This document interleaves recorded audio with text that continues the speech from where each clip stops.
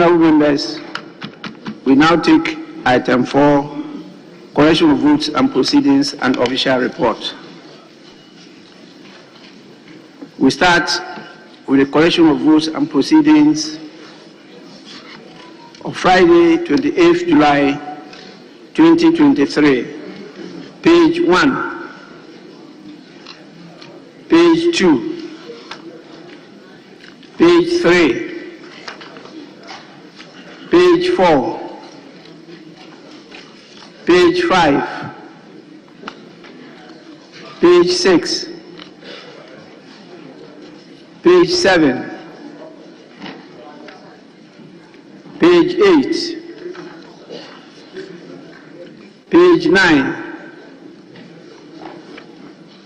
page 10, page 11, page 12, page 13, page 14, page 15, page 16. Sorry, honorable member, sorry.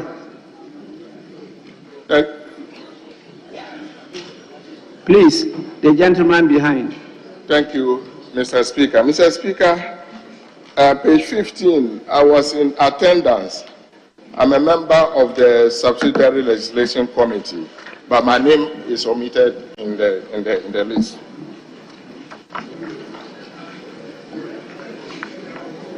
Page 15.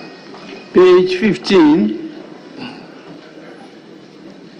Subsidiary Legislation Committee, item 1, 2.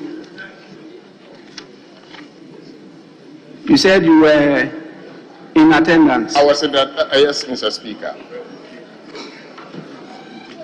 Your name is not. My name is omitted. Not even in the absence.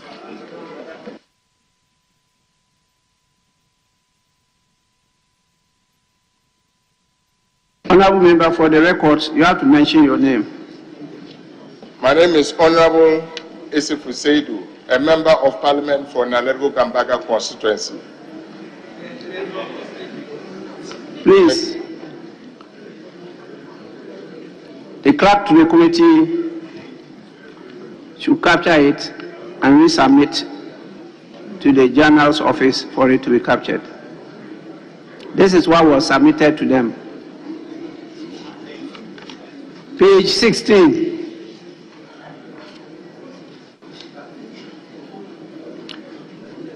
Page 17.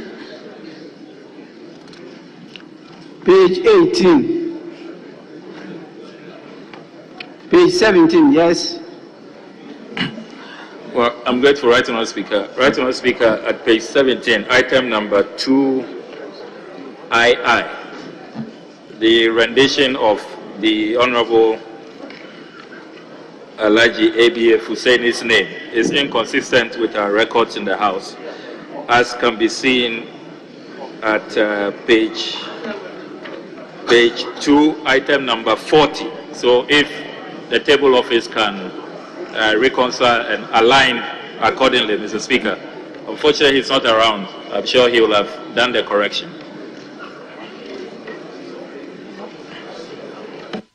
Table office, can you take note? Page 18. Page 19. Page 20. Page 19. Sorry. Page 19. Honorable member. Yeah, Mr. Speaker. Okay. All right. Mr. Speaker, thank you. Page 19. Item number 1.1.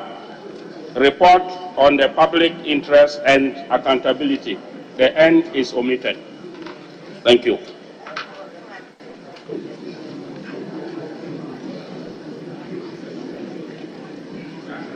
Mr. Speaker, that's under Finance Committee. Page 19, item number 1I. 1I. Yes, 1 Roman I. Yes. As the report of the public interest and accountability, the end is omitted. It reads here, report on public interest accountability committee. Instead of public Yes, table of this, kindly take note. Thank you. Page 20, page 21, page 22, page 23, page 24,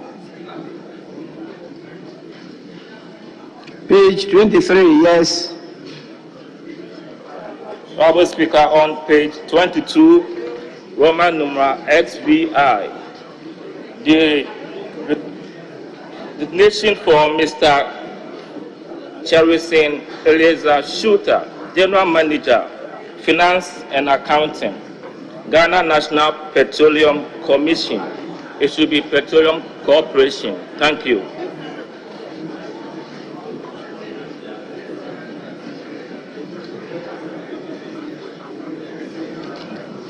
Table office, can we take note? Page 23, page 24, page 25, page 26,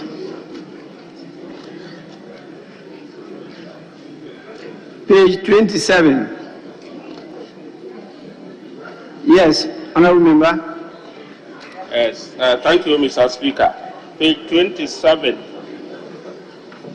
item number 1, I need your guidance here. That's Greater Accra Metropolitan Assembly. I know the usual thing we have is Accra Metropolitan Assembly. And if that is, it should be the Accra Metropolitan Assembly. Then fast forward with page 30 on item XX to XSB will all have to be corrected. Thank you. Regional Minister for Greater Accra, have there been any change?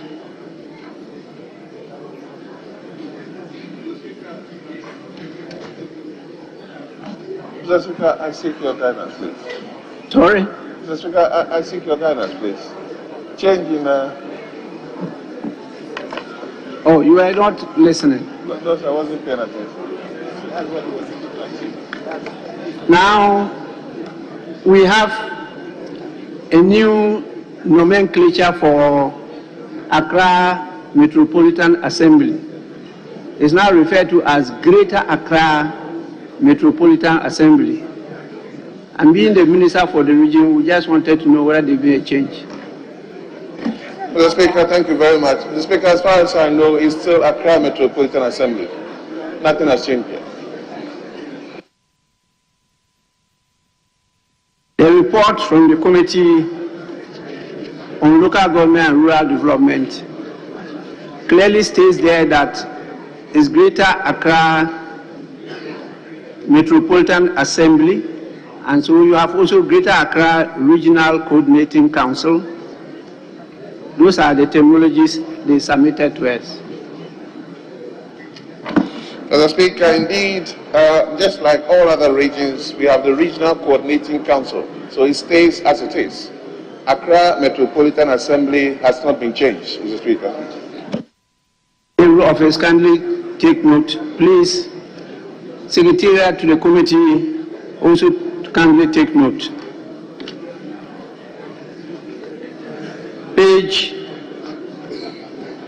28.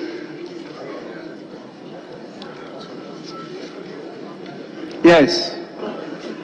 Mr. Speaker, the last item at page 28, item IX, the procurement officer, Lower Manya Krobo, Municipal Assembly has been omitted, if it can be accordingly included, consistent with all of what is provided above.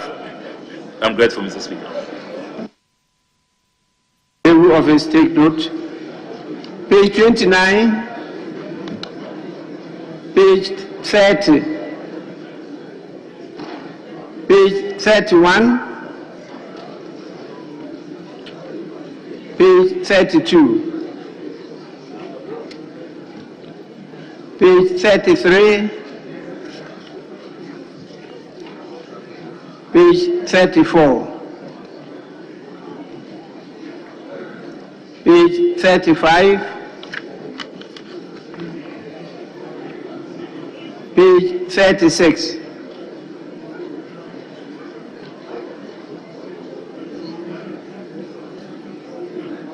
page 37. Yes, please. Well, right, Honourable Speaker, item number 1, just under the Committee on Employment and Social Welfare and State Enterprises. It should be National Pensions Regulatory Authority. National Pensions Regulatory Authority, and not pension. Pensions Regulatory Authority. I'm grateful, Mr. Speaker.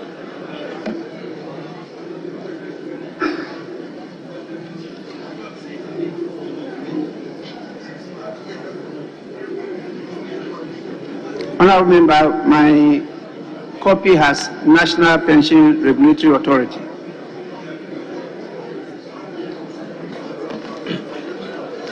Yes, Mr. Speaker, it's the same with ours as well, but it should be pensions, plural.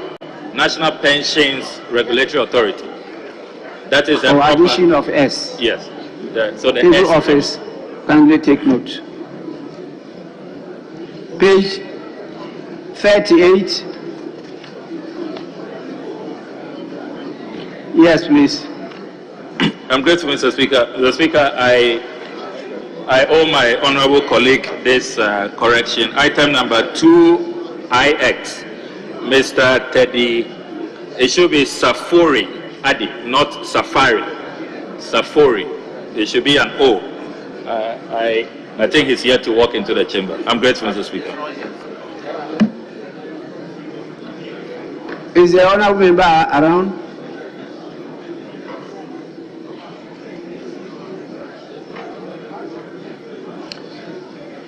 Honorable Teddy, is it Safari or Safuri Adi?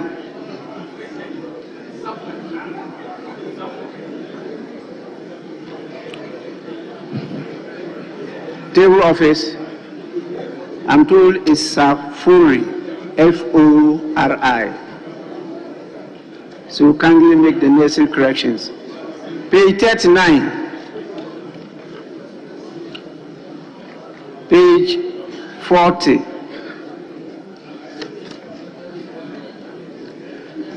Page 41.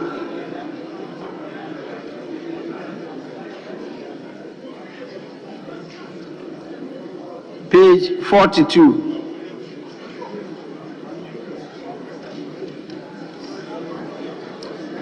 Page 43.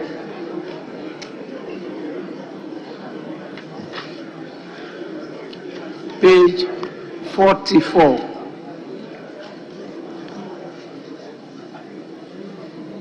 Yes, honorable member.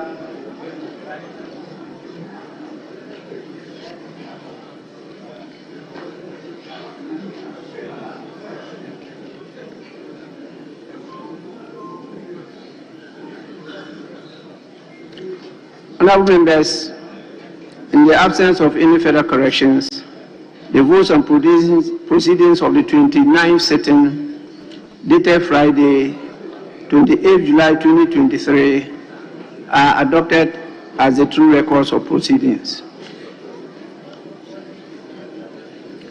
I have a copy of the official report dated Wednesday, 5th July 2023. Please, any corrections? Yes. I'm grateful. Right, Honourable Speaker. Right, Honourable Speaker, at column 02, the communication from your good self, the rendition of your title after you were enskinned and made a development chief which, Mr. Speaker, we continue to congratulate you for. But, Mr. Speaker, paying regard to column 2, paragraphs 3 and 4, there appears to be inconsistencies with the title. Na Suni Young Malu Tin Mali Na Bagbin, the first. But the paragraph that follows, the Tin Mal, has a different rendition. And so, Mr. Speaker, this being a very important matter, a title, an honorary title, Mr. Speaker, our records must reflect accurately exactly what the title is. Is it T-I-N-M-A-A-L-E or T-I-N-G-M-A-A-L? The records are inconsistent, Mr. Speaker.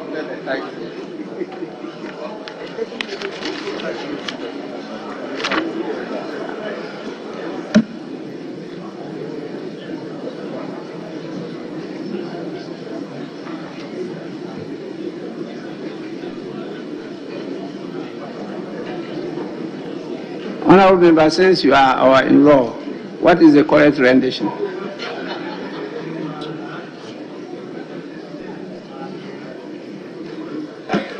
Well, if you Mr. feel, Speaker, I must confess, I'll take your. I have not been taking the lesson seriously, so please bail me out. It depends on the dialect. But my dialect would definitely spell it T-I-N-G-M-A-A-L. Tingmal.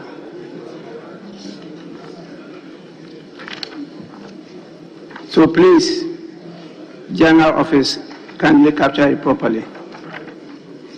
Yes. Well, right, Honourable Speaker, at column 3, second paragraph, still on your address, the second paragraph should read Upper West Regional Coordinating Council. Coordinating has been omitted, so if it can be kindly inserted, the second paragraph at column 3. Thank you, Mr. Speaker. Table Office, kindly take note. Any further amendment?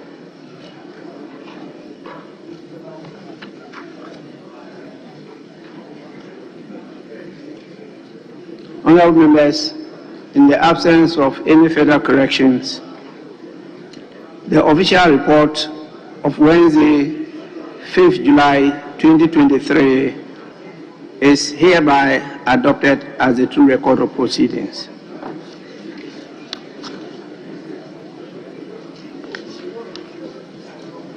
Honorable members,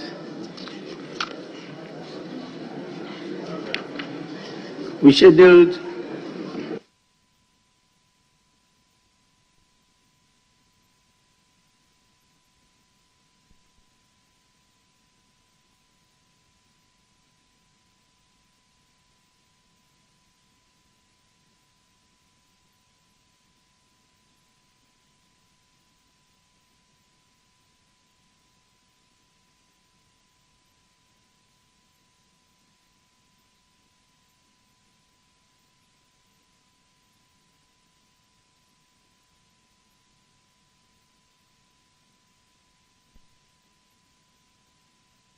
Honorable members, item 5. Questions? Yeah, Majority Leader. Speaker, last Friday in presenting the business statement, it was agreed that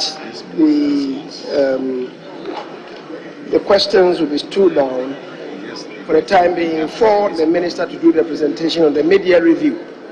Now, after the event, then we go back to the questions. However, Mr. Speaker, because the questions have appeared on the order paper, I would beg your leave to come under order 53.2 to seek your leave to alter the business as set out on the order paper and have the minister present to us the media review. That is item 6. To do item 6 before item 5. Mr. Speaker, I so submit.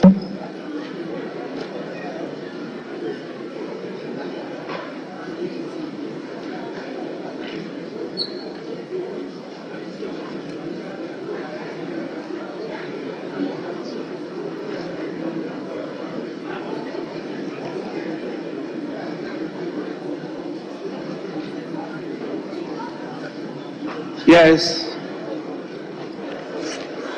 Yes, Mr. Speaker. Mr. Speaker, the understanding was for us to take the media review. Mr. Speaker, I've noticed that there is no advertised motion. There's no advertised motion for the media review. Mr. Speaker, I'm of the view that Section 28 of the Public Financial Management Act mandates the minister responsible for finance to come in a form of a motion. Mr. Speaker, I have argued this point time and time again.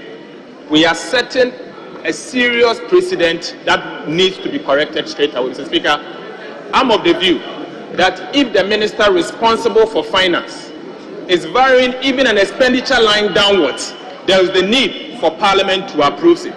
Mr. Speaker, in this case, we know for a fact that the budget was prepared with an assumption that government was not going to increase wages and salaries. So, Speaker, subsequently, government increased wages and salaries. That clearly means that the media review that the minister is presenting today, there will be an increase in the compensation line. So, Speaker, he can't do it unilaterally. Parliament will need to give him the permission to spend that money. So that's why, Mr. Speaker, this should not be he should not come to us by a statement.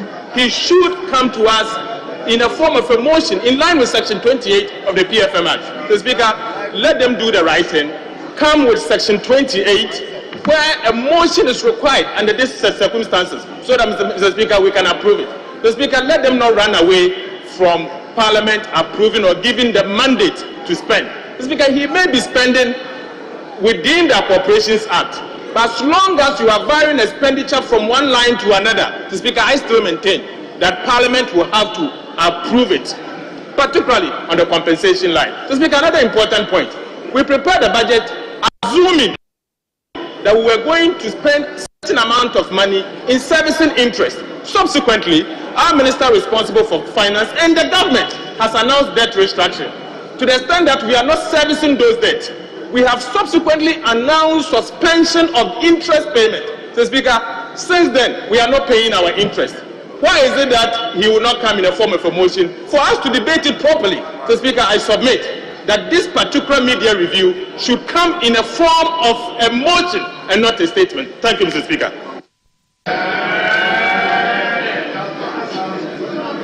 Let's handle the first issue that the majority leader raised, to vary the order of business and then go to item 7, which is at the commencement of public business. If we climb over that one, then we can go to the next one that he just raised. You have any issue with that? Any issue with first varying the order of business? The Speaker, obviously we support it because this is the most important thing that we have to do. Recognizing that today is the last day we have to take the media review, 31st of July. Okay. So, honorable members, at the commencement of public business, item 7, presentation of papers.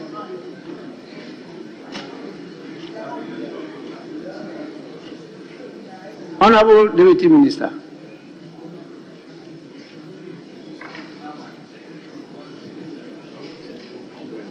Seven A by the majority leader. It's not ready.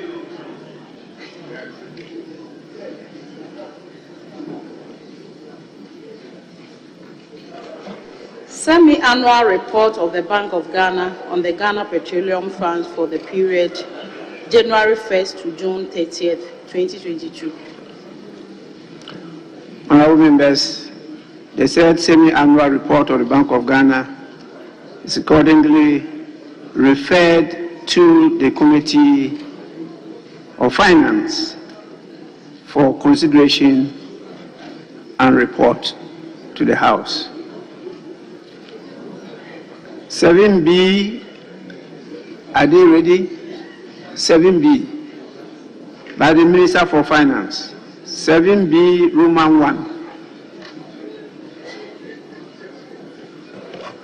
Request for the reissue of parliamentary resolution approval letter in respect of the loan facility agreement between the Government of the Republic of Ghana, represented by Ministry of Finance, and African Export-Import Bank for an amount of up to $750 million United States dollars, made up of tranche A, 200 million euros, and US 101 million, and tranche B 350 million euros to finance, 350 US dollars to finance capital and growth related expenditure in the 2022 budget.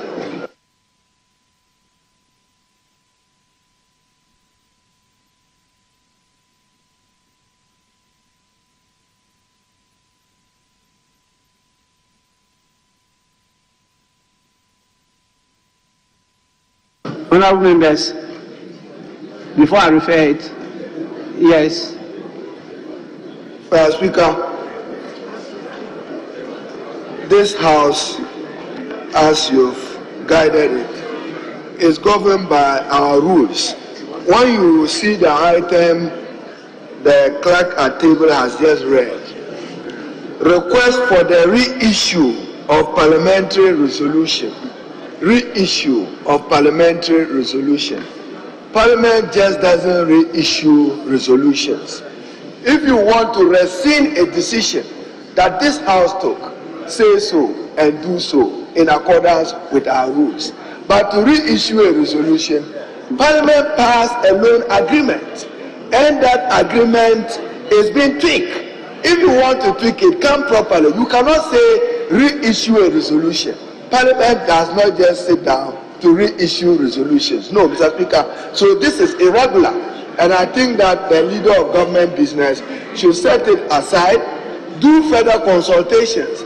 There was a loan agreement approved for a certain purpose.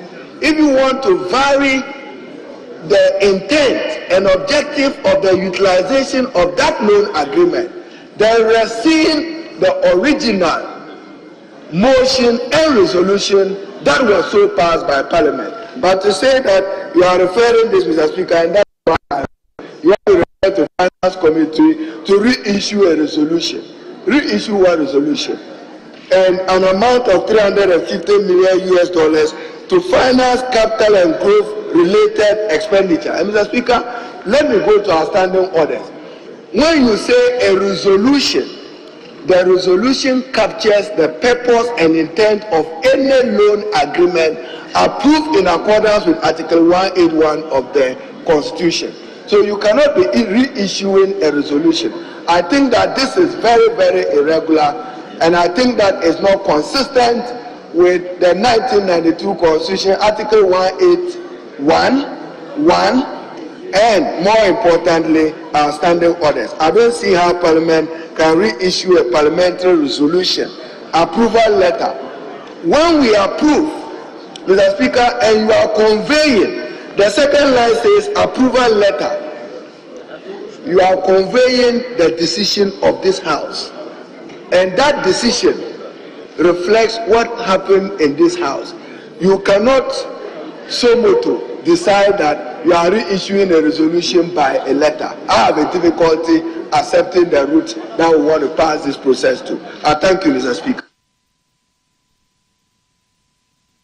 Honorable Member, a letter was written to me on this matter. Because of the reasons you just adduced, I thought the proper thing is for us to be considered by the committee that reported on the matter. the committee will consider it, report back to the House. And it is the House that can raise the issues that you are raising for deliberation. And at the end of the day, it's a decision of the House that will now be communicated back to the ministry. So I agree with you, but the procedure, this is what we have to do. So I will refer the said request to the Committee of Finance for consideration and report to the House. Honorable members, item 7B, Roman 2. So sections 28, media. Request for waiver of import duty, import NHIL, import get fund levy, import VAT, EXIM levy, and special import levy amounting to the Ghana cedi equivalent of 802,662 United States dollars on materials and equipment required to be imported for the construction of Ghana Armed Forces Training Infrastructure, China Military Aid Gratis Project. Honorable members, the request for waiver is referred to the Committee on Finance for consideration and report to the House. Honorable members, the minority leader has raised an issue which I think I should guide the House on. The minority leader has raised the issue that there is no item on our order paper stating that the Minister for Finance is scheduled to move a motion submit the media review of the budget statement and economic policy of the government of Ghana for the 2023 financial year. What we have is item 6, which says statement. To buttress his point, he refers to the Public Financial Management Act 2016, Act 921, particularly Section 28. I have a copy of the Public Financial Management Act 2016, Act 921, and with your indulgence, I'll read the said Section 28. Honorable members, Section 28(1) says, the minister shall, not later than the 31st of July of each financial year, prepare and submit to Parliament a mid-year fiscal policy review. 28(2). The mid-year fiscal policy review shall include the following information. A brief overview of recent microeconomic developments of Ghana. B, an update of microeconomic forecasts undertaken by government. C, an analysis of the total revenue, expenditure, and financing performance for a period up to the first 6 months of the financial year. D, a presentation of a revised budget outlook for the unexpired term of the financial year and the implication of the revised budget outlook for the medium-term fiscal and expenditure framework if necessary. And E, where necessary, Roman 1, plans for submitting a proposed supplementary budget for approval by Parliament. And Roman 2, an overview of the implementation of the annual budget and of the budgets of covered entities, unquote. Honorable members, the said section does not mandate the minister to come to the House by a motion. It doesn't. That is left to Parliament to decide as to how the minister should come to us. It simply says the minister should prepare and submit to Parliament a mid-year fiscal policy review. And so it's for us to decide how we want that to be done. By clearly looking at the import of the section, it refers to those submissions as information. Information. It is only if later the information given to us necessitates that he should submit a supplementary budget. That supplementary budget needs the approval of Parliament. But the media review is for the information of Parliament. That is the law that you have passed. And so it's not for him to move a motion. I so rule, and I think that the proper thing is for the minister to submit the media review in the form of a statement as information to the House. I may now move back to private business and invite the Minister for Finance, in accordance with item 6 of the order paper, to present the statement on the media review of the budget for the fiscal year 2023. Minister, you may do so now.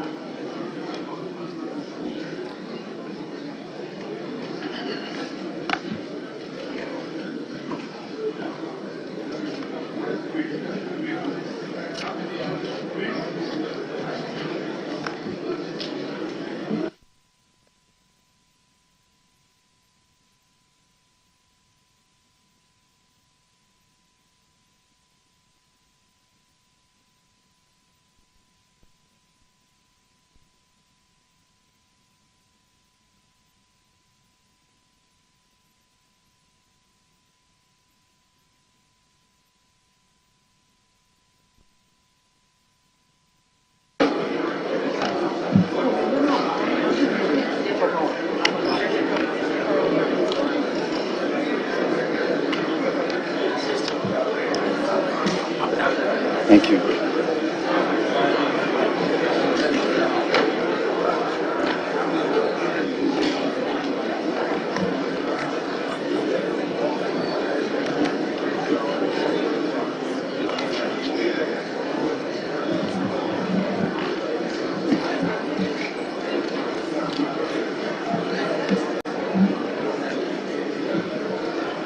Right, Honorable Speaker, honorable members of Parliament, I stand before you on the authority of His Excellency President Nana Addo Dankwa Akufo-Addo to present the mid-year fiscal policy review of the budget statement and economic policy of the Government of Ghana for the 2023 financial year. Today's presentation is in fulfillment of Section 28 of the Public Financial Management Act 2016, Act 921, and Regulation 24 of the Public Financial Management Regulation LI 2378. I respectfully, Mr. Speaker, request that the entire 2023 mid-year fiscal policy review document is captured in the Hansard. Mr. Speaker, 8 months ago, I presented a 2023 budget statement and economic policy of the government in Kabom budget. At the time, the economy was going through a very difficult period amidst unprecedented global turbulence. This was within the context of major external shocks coupled with domestic vulnerabilities triggered by credit rating downgrades, tightened domestic financing conditions, and increased costs of borrowing. with the cost of shipping a container increasing sevenfold in the 18 months following March 2020. Just about every country in the world grappled with soaring prices from 2021. Our country, like many others globally, experienced unusually sharp increases in food, fertilizer, and fuel prices, rising inflation, and exchange rate depreciation, leading to severe economic challenges and hardships for our people. A headline in the December 2022 edition of The Economist captured the global situation in these words, quote, 2022 has been a year of brutal inflation. Mr. Speaker, it is no exaggeration to say we cannot find another period in our history where so many different headwinds hit our economy at the same time with unrelenting speed and scale. Thankfully, as the members are beginning to show, and as many honorable members of the House have indicated to me in our engagements, we have together as a nation turned the corner. Turned the corner, Mr. Speaker. We have avoided the unimaginable, but what could have been so easily possible under different leadership circumstances. With a lot of effort, we have managed to avoid empty shop shelves for medicines and other essentials. We have seen no shortage of food. We have been spared the frustrating specter of long queues for fuel at our filling stations, and we have managed, in spite of all the challenges, to keep the lights on. Indeed, as the psalmist said in Psalm 118:23, this is the Lord's doing, and it is marvelous in our eyes. This turning the corner is underpinned by the investments and sacrifices we have collectively made during the difficult period since March 2020. Mr. Speaker, it is important that we acknowledge some of the major milestones that this country has experienced in the last 3 years. We should, quote, be still and appreciate that despite our challenges as a country, we have been saved from many extreme conditions that others have suffered, including peace, health, security, continuous supply of power, and life itself indeed.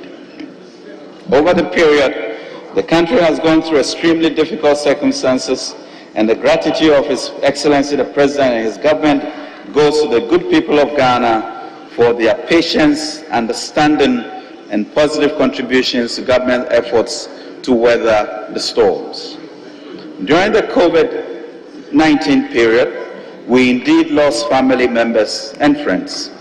But it's also true that Ghana recorded some of the lowest cases of mortality and infections worldwide. This was due to the implementation of a swift and robust COVID-19 response program led by His Excellency the President. We recorded 171,653 COVID-19 cases and 1,462 unfortunate deaths, as against 10.8 million cases recorded and 228,738 deaths on the African continent alone, and 249 million recorded cases and 2 million deaths in Europe. May the souls of our friends and family faithfully departed rest in peace. We invested immensely in education to ensure that school years were not disrupted, and we did so because we knew the alternative would be significantly costlier to our society. That was why the President ensured that our children returned to school earlier to write the examinations to enable us to build the requisite human capital for the future and for them not to lose a precious year. We ensured consistent power supply and kept the lights on to enable businesses and households function despite the increasing costs of legacy energy agreements. We continued paying salaries and wages of all public sector employees and kept everybody at work without laying off our workers, and factored in a 30% increment of base pay for workers on single spine salary structure this year. We invested, Mr. Speaker, in the security of the nation and protected our citizens, including the lives of the 1.1 million visitors who responded to our Beyond the Year of Return program. thus boosting tourism in the middle of the crisis. And we cleared up and strengthened the financial sector to promote entrepreneurship and private sector businesses, including agriculture, tourism, and hotels, manufacturing, etc. Mr. Speaker, 2022 was the most difficult year for me as Ghana's finance minister.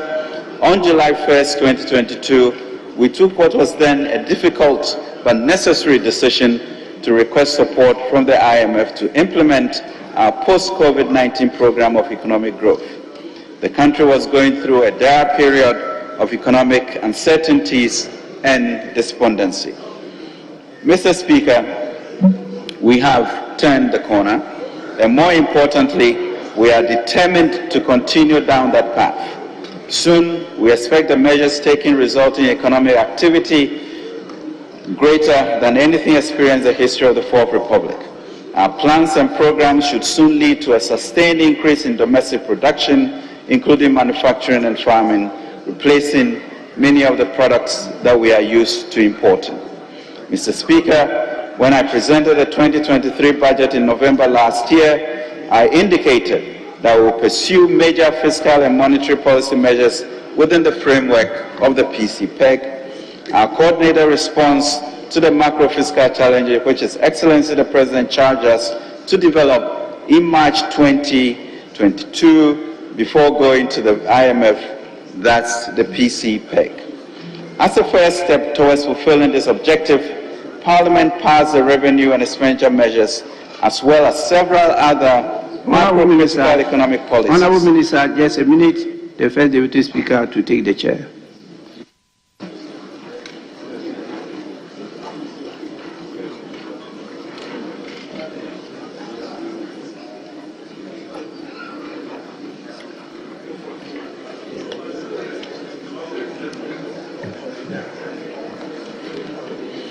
Mr. Speaker, we have turned the corner, and more importantly, we are determined to continue down that path. Mr. Speaker, when I presented the 2023 budget in November last year, I indicated that we will pursue major fiscal and monetary policy measures within the framework of the PCPEG. Our coordinated response to the macro fiscal challenges, which His Excellency the President charged us to develop in March 2022 before going to the IMF, that's the PCPEG. As a first step towards fulfilling this objective, as the revenue and expenditure measures, as well as several other macro-critical economic policies we presented in the 2022 budget, and we are grateful for that. Along these lines, we also needed to create additional fiscal space by negotiating an International Monetary Fund program, 2, concluding a debt operations program, and 3, attracting significant investments, especially green investments, for a vibrant growth strategy. Mr. Speaker, I can now report that we have been diligent and resolute in implementing these measures and successfully negotiated the $3 billion US 3-year IMF ECF program, which was approved on 17th May 2023 to support the implementation of our PCPEG. Concluded on February 14th, the initial part of the debt operations, of which the domestic debt exchange program. Developed a framework for the V20 Climate Prosperity Plan to attract climate investments from the private sector, and initiated the Mutual Prosperity Dialogue to crowd in domestic and external private investment to underpin our growth strategy. These achievements have been with the support and commitment of this august House and the Ghanaian people. It demonstrates that when we speak with one voice, we can achieve what we set our minds to do. Genesis 11:6, if as one people speaking the same language, we have begun to do this, then nothing we plan to do will be impossible for us.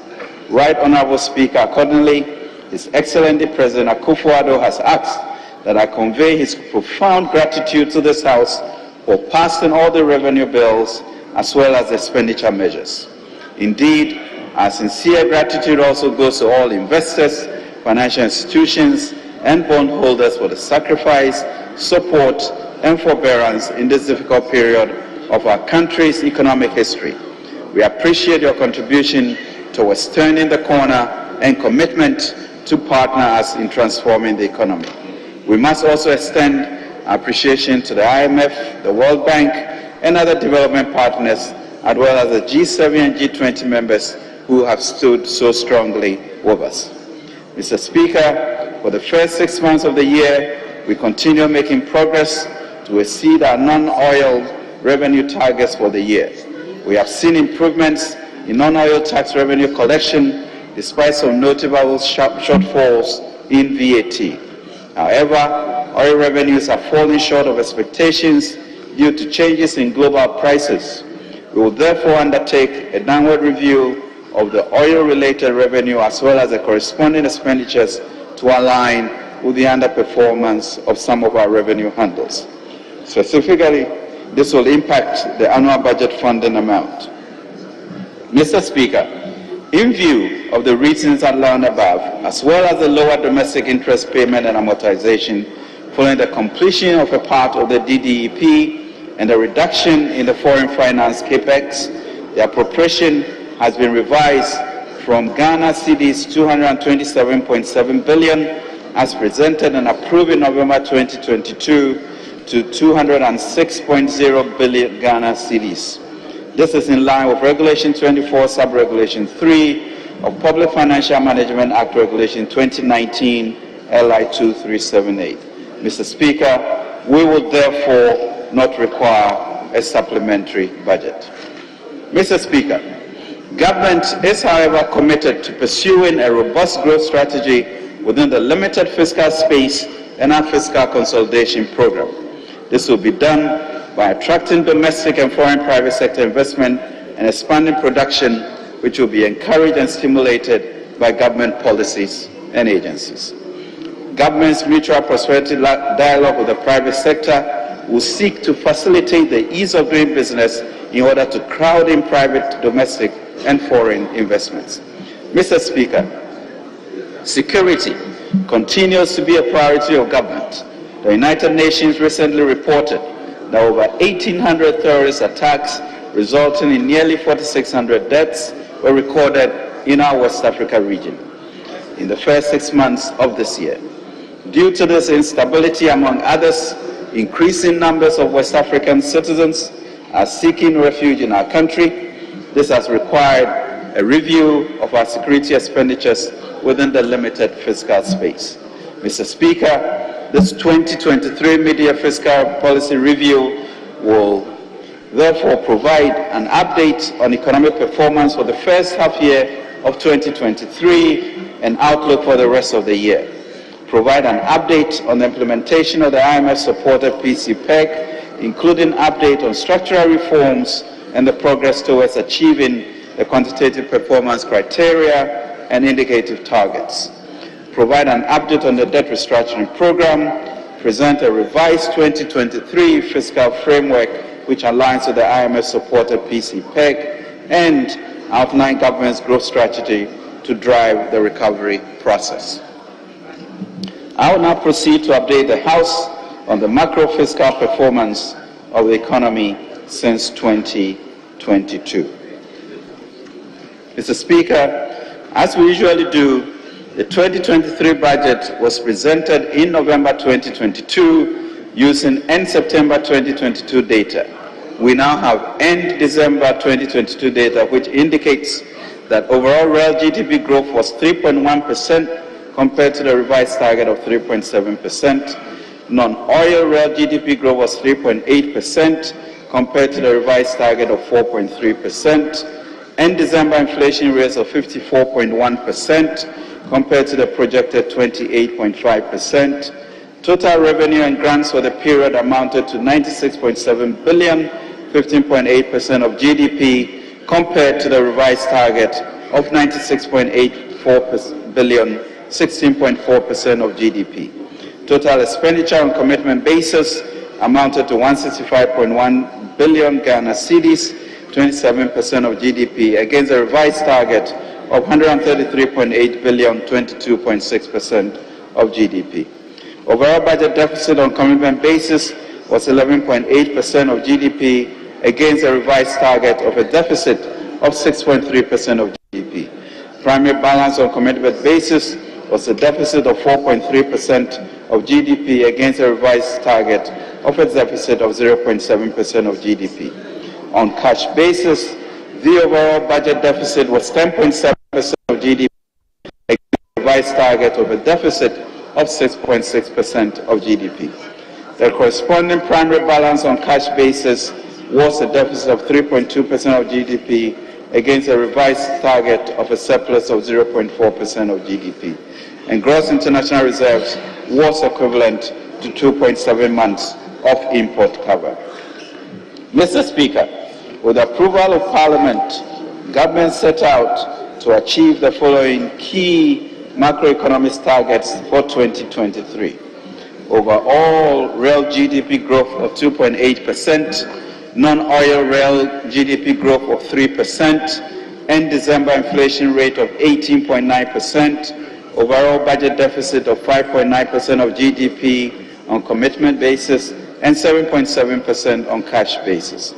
Primary balance commitment basis of a surplus of 0.7% of GDP and a deficit of 1.1% of GDP on cash basis, and gross international reserve to cover not less than 3.3 months of imports. As I've indicated, we have made significant progress on restoring macroeconomic stability, and the narrative is changing. The economy is showing signs of recovery, the exchange rate has stabilized, inflation has softened, and interest rates have declined since December 2022. Mr. Speaker, these outturns are the results of focused implementation of all the measures we presented in the 2023 budget and the positive sentiments arising from the progress of the IMF program, which I will now discuss. Mr. Speaker, towards addressing the macro-fiscal challenges the economy faced in 2022, government engaged the IMF to support the implementation of our PC-PEG program. On 17th May 2023, the Executive Board of the IMF approved a 36-member standard credit facility in an amount equivalent to SDR's $2.242 billion, approximately $3 billion. The program is anchored on government PC-PEG and designed to restore macroeconomic stability and debt sustainability. It includes extensive reforms to strengthen resilience and lay the foundation for stronger and more inclusive growth. Mr. Speaker, the program has been designed to address the key issues facing the economy through the following key priority targeted interventions. Large and front-loaded fiscal consolidation to bring public finances back on a sustainable path. The program envisages a cumulative fiscal adjustment of 5.1 percentage points of GDP over the program period 2023 to 2026, with a fiscal effort of 3.8 percentage points in 2023 alone. The primary deficit on commitment basis will be reduced from 4.3% of GDP in 2022 to 0.5% in 2023. The fiscal consolidation will be executed by both mobilizing more domestic revenue and improving efficiency of spending. 2, to protect the vulnerable through enhancement of existing social protection programs, including the Livelihood Empowerment Against Poverty (LEAP), National Health Insurance Scheme, the Capitation Grant, and the School Feeding Program. The 2023 budget, for example, doubled the benefits under the LEAP program as well as boosted the allocations to the School Feeding Program. 3, strong and ambitious structural reforms in tax policy, revenue administration, public financial management, financial sector, as well as strong measures to enhance revenue mobilization and address weaknesses in the energy and cocoa sectors. Both are critical to bring public finances back on sustainable path while creating fiscal space for critical development spending. 4, to bring inflation under control, through prudent monetary policy, including appropriate monetary policy tightening and the elimination of monetary financing of the budget. Containing inflation pressures requires coordination between fiscal and monetary policies. 5, to rebuild international reserve buffers to 3 months of import by the end of the program. The Bank of Ghana is pursuing enhanced flexible exchange rate policies to help rebuild international reserves. 6, to restore sustainability and preserve financial stability following the domestic debt exchange program to support private investments and growth. And 7, to pursue reforms to encourage private investments, strengthen growth, and create more jobs. Mr. Speaker, it is instructive to note that our path towards securing an approved IMF-supported program has been characterized by speed and resoluteness. More specifically, the following key and significant milestones were accomplished. We achieved staff-level agreement in December 2022, 6 months after we formally requested for the IMF support to back our PCPEG. We are supported by China's agreement to co-chair Ghana's Paris Club Official Creditor Committee. We secured financing assurances for the Official Credit Committee, co-chaired by China and France on 12 May 2023, 5 months after our formal request in December 2022. We secured an IMF board approval on 17 May 2023, 5 months after the SLA and 10 months after a formal request for a fund program.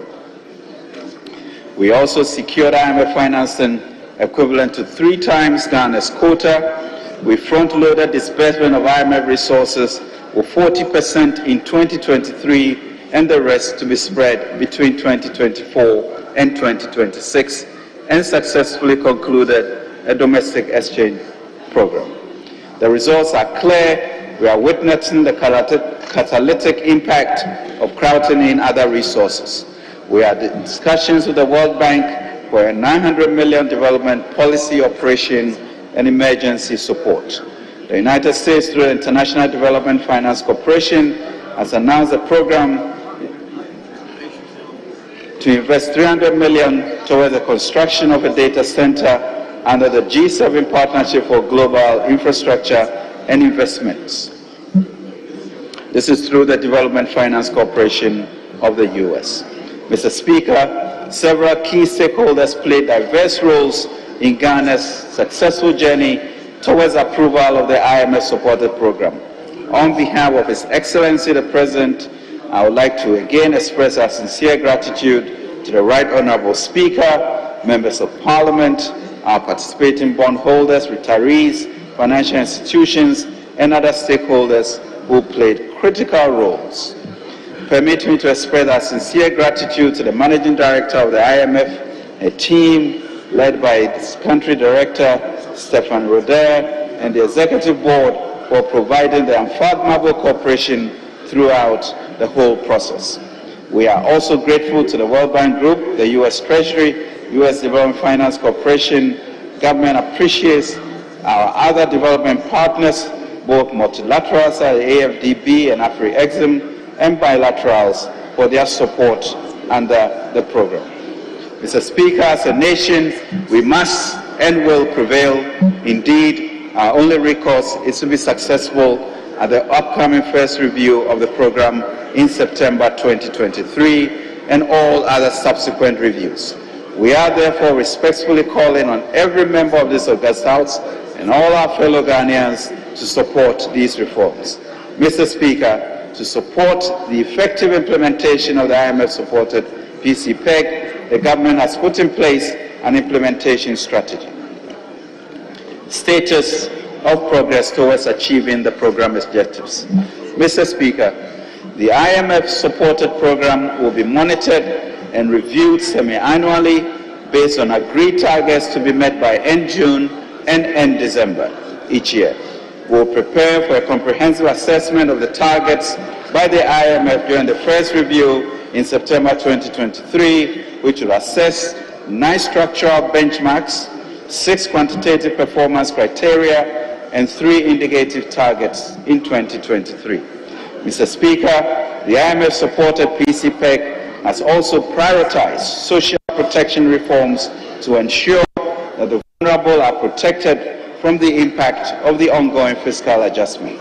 Social spending on health, social protection, and education will be closely monitored to ensure timely disbursement of funds to beneficiaries.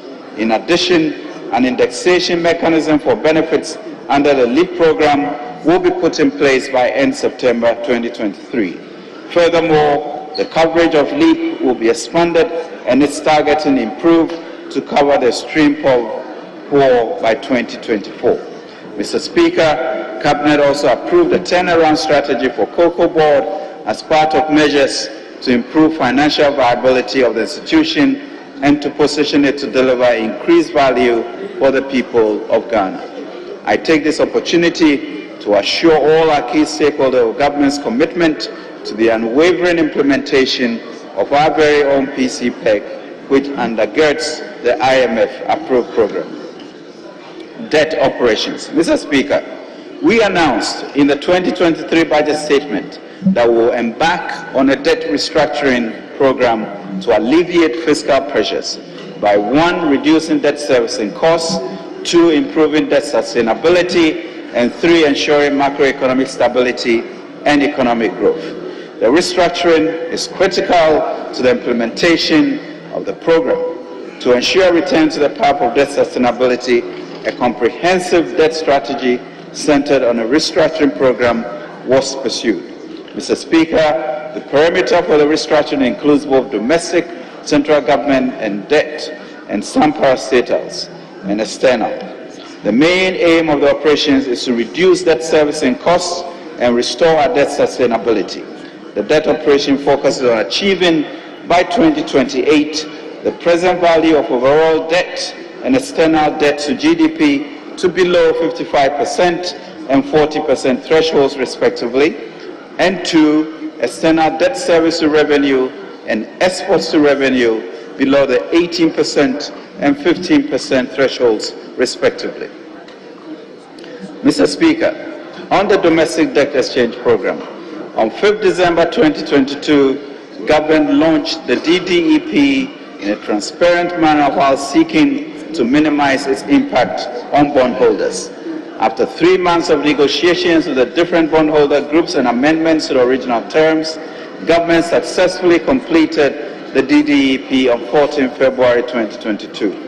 Total bonds outstanding at the settlement date amounted to 126.978 billion Ghana cedis, of which 29.286 billion were held by pension funds, bringing the total eligible bonds to 97.7 billion cedis.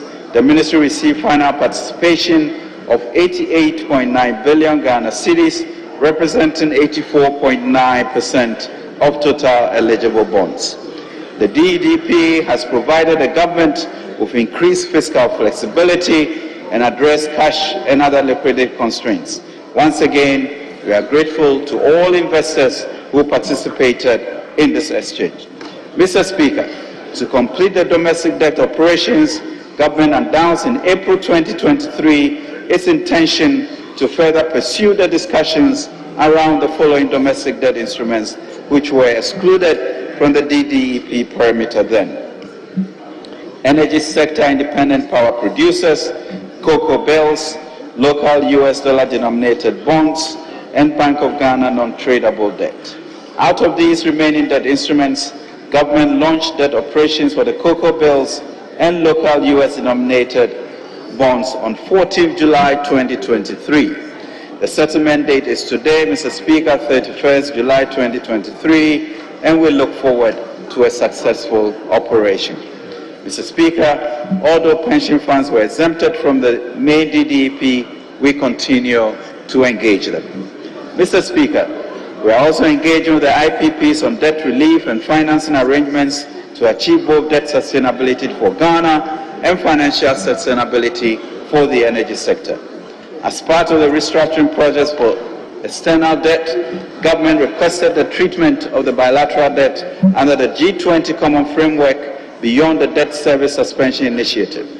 Government also held a series of engagements Office bilateral creditors via the Paris Club to provide financing assurances to support Ghana's IMF ECF request. The Official Creditor Committee for Bilateral Creditors was established and co-chaired by China and France. The committee provided financing assurances on 12 May, as I stated, to support the IMF's board approval of Ghana's IMF ECF request on 17 May 2023. Mr. Speaker, government has also begun the process of negotiating with its commercial creditors, our Eurobond investors. 2 bondholder groups have been formed comprising domestic and regional bondholders as well as international bondholders. Government has already shared a set of data and scenarios to commence discussions. On the restructuring of Eurobonds, we expect to receive counter-offers from the bondholders in the short term and envisage an agreement by year-end. Mr. Speaker, the financial sector comprising commercial banks, special deposit-taking institutions, insurance sector, and fund managers participated significantly in the DDEP. The effects of the debt operation of the financial sector is elevated liquidity and solvency risk from impairment losses. Regulators, including the Bank of Ghana, provide a temporary regulatory forbearance to mitigate the liquidity impact of the DDEP. Importantly, government is working with key partners to establish a Ghana Financial Stability Fund to provide liquidity and solvency support to the financial institutions. The eligibility criteria agreed with regulators and international partners will be published soon.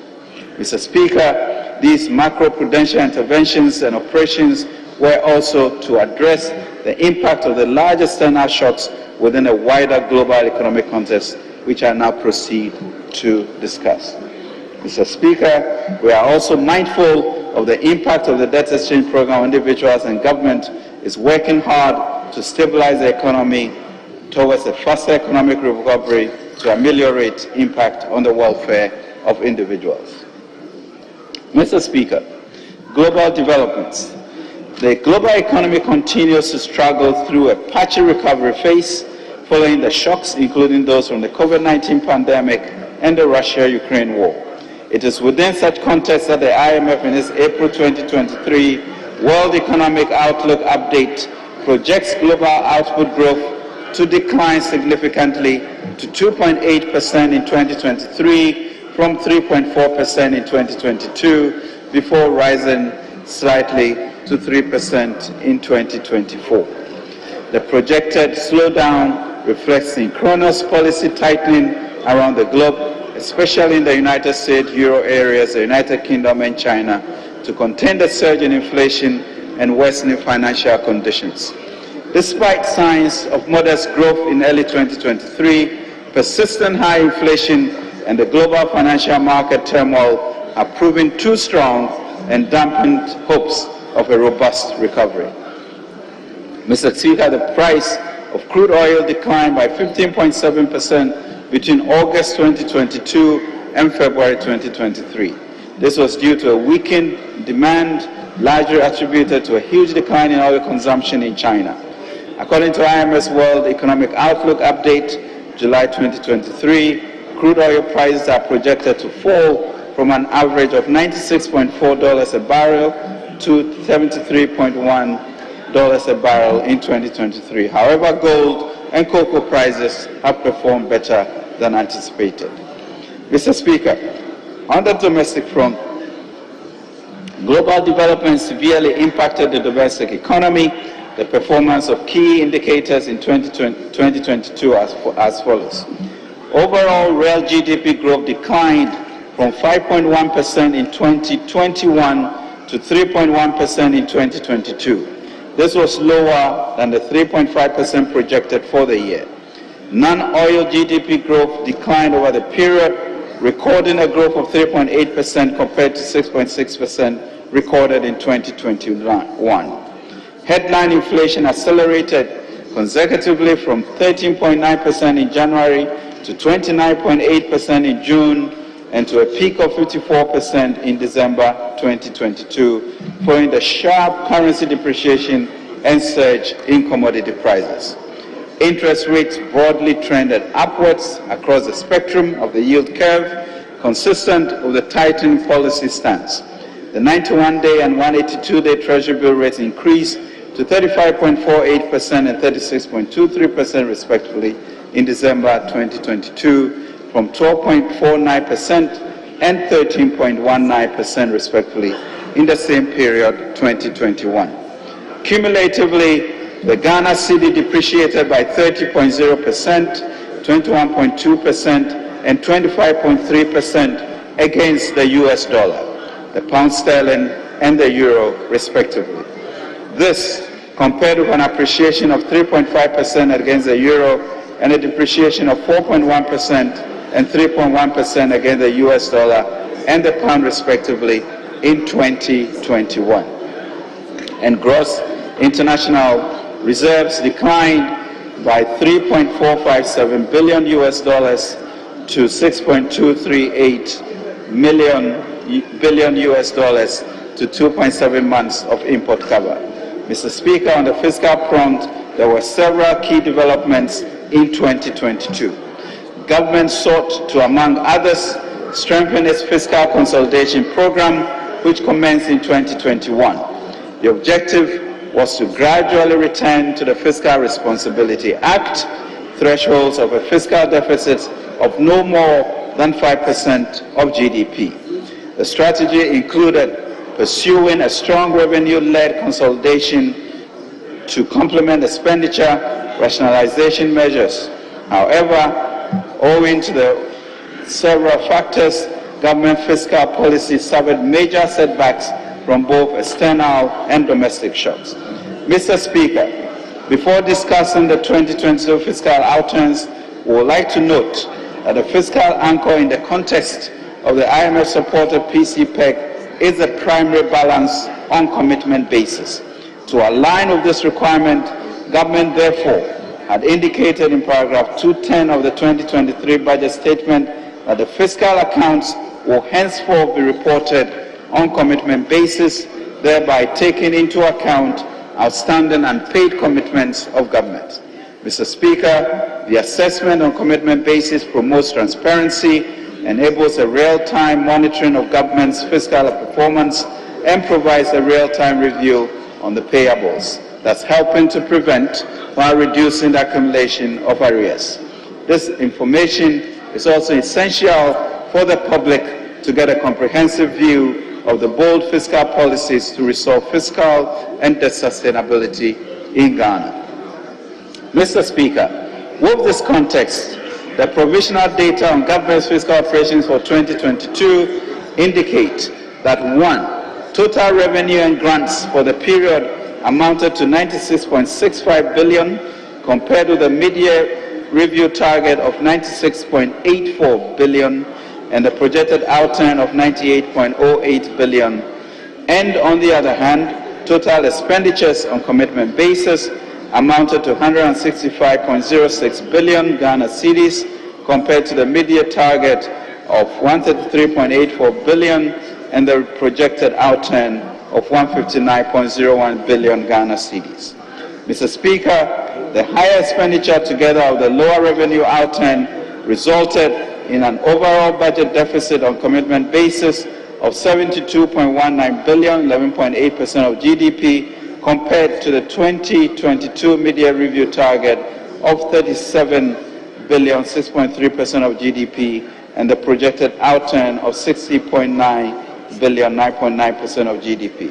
Mr. Speaker, the corresponding primary balance on commitment basis for the period was a deficit of 26.51 billion, 4.3% of GDP, compared to the 2022 mid-year review target of a deficit of 4.36 billion, 0.7% of GDP, and the projected outturn of a deficit of 16.92 billion, 2.7% of GDP. Petroleum revenue and utilization for 2022. Mr. Speaker, total petroleum receipts, proceeds from liftings and other petroleum receipts, as of December 2022, amounted to 1.43 billion. The amount comprises receipts from the 63rd to the 68th liftings from the Jubilee Field, the 20th and 21st listings from the 10 fields, and the 9th and 10th and 11th listings from the Sankofa Jinyami field. In addition to the total receipts for the year under review, petroleum receipts that spilled over from 2021 to 2022 was $14.82 million, bringing the total amount distributed to $1.44 billion. This compares with the amount distributed of $808.6 million for the same period in 2021. A total of $581.5 million was transferred into the Ghana Petroleum Funds 2022 compared to $227 million in 2021. Out of the amount transferred, the Ghana Heritage Fund received $174 million against $68 million in 2021, while the Ghana Stabilization Fund received $407.06 million compared to $159.24 million in 2021. The total amount transferred in 2022 from petroleum liftings and related proceeds to the annual budget was $526.31 million compared to $352.79 million in 2021. Mr. Speaker, on public debt developments, as at end December 2022, Ghana's central government debt and guaranteed debt in nominal terms stood provisionally at $435.3 billion, up from $351.8 billion at end 2021, representing an increase of 23.7%. Using the revised GDP released by the Ghana Statistical Services in April 2023, the debt to GDP ratio as at end 2022 stood at 71.3%. Mr. Speaker, the composition of the total debt stock was made up of provisional amount of $240.9 billion, equivalent to 39.5% of GDP, and $194.4 billion, equivalent to 31.8% of GDP, for external and domestic debt, respectively. Mr. Speaker, I now proceed to update the House on the performance of the economy since January 2023 and the reason why there's a consensus that we are indeed turning the corner. Available data indicates that overall first quarter growth for 2023 was 4.2%, up from 3% recorded for the same period in 2022. This growth, Mr. Speaker, largely reflected an increase in the services sector, which recorded a growth of 10.1%. Headline inflation is in the first half of 2023 from the peak of 54.1% in December 2022. Headline inflation gradually trended downwards from 53.6% in January 2023 to 42.5% in June 2023. The moderation in inflation was largely supported by monetary policy tightening, relative stability in the exchange rate, and lower and stable export petroleum prices.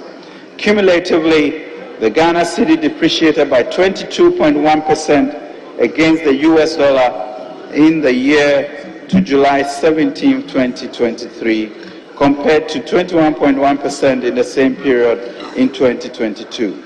The cedi, excluding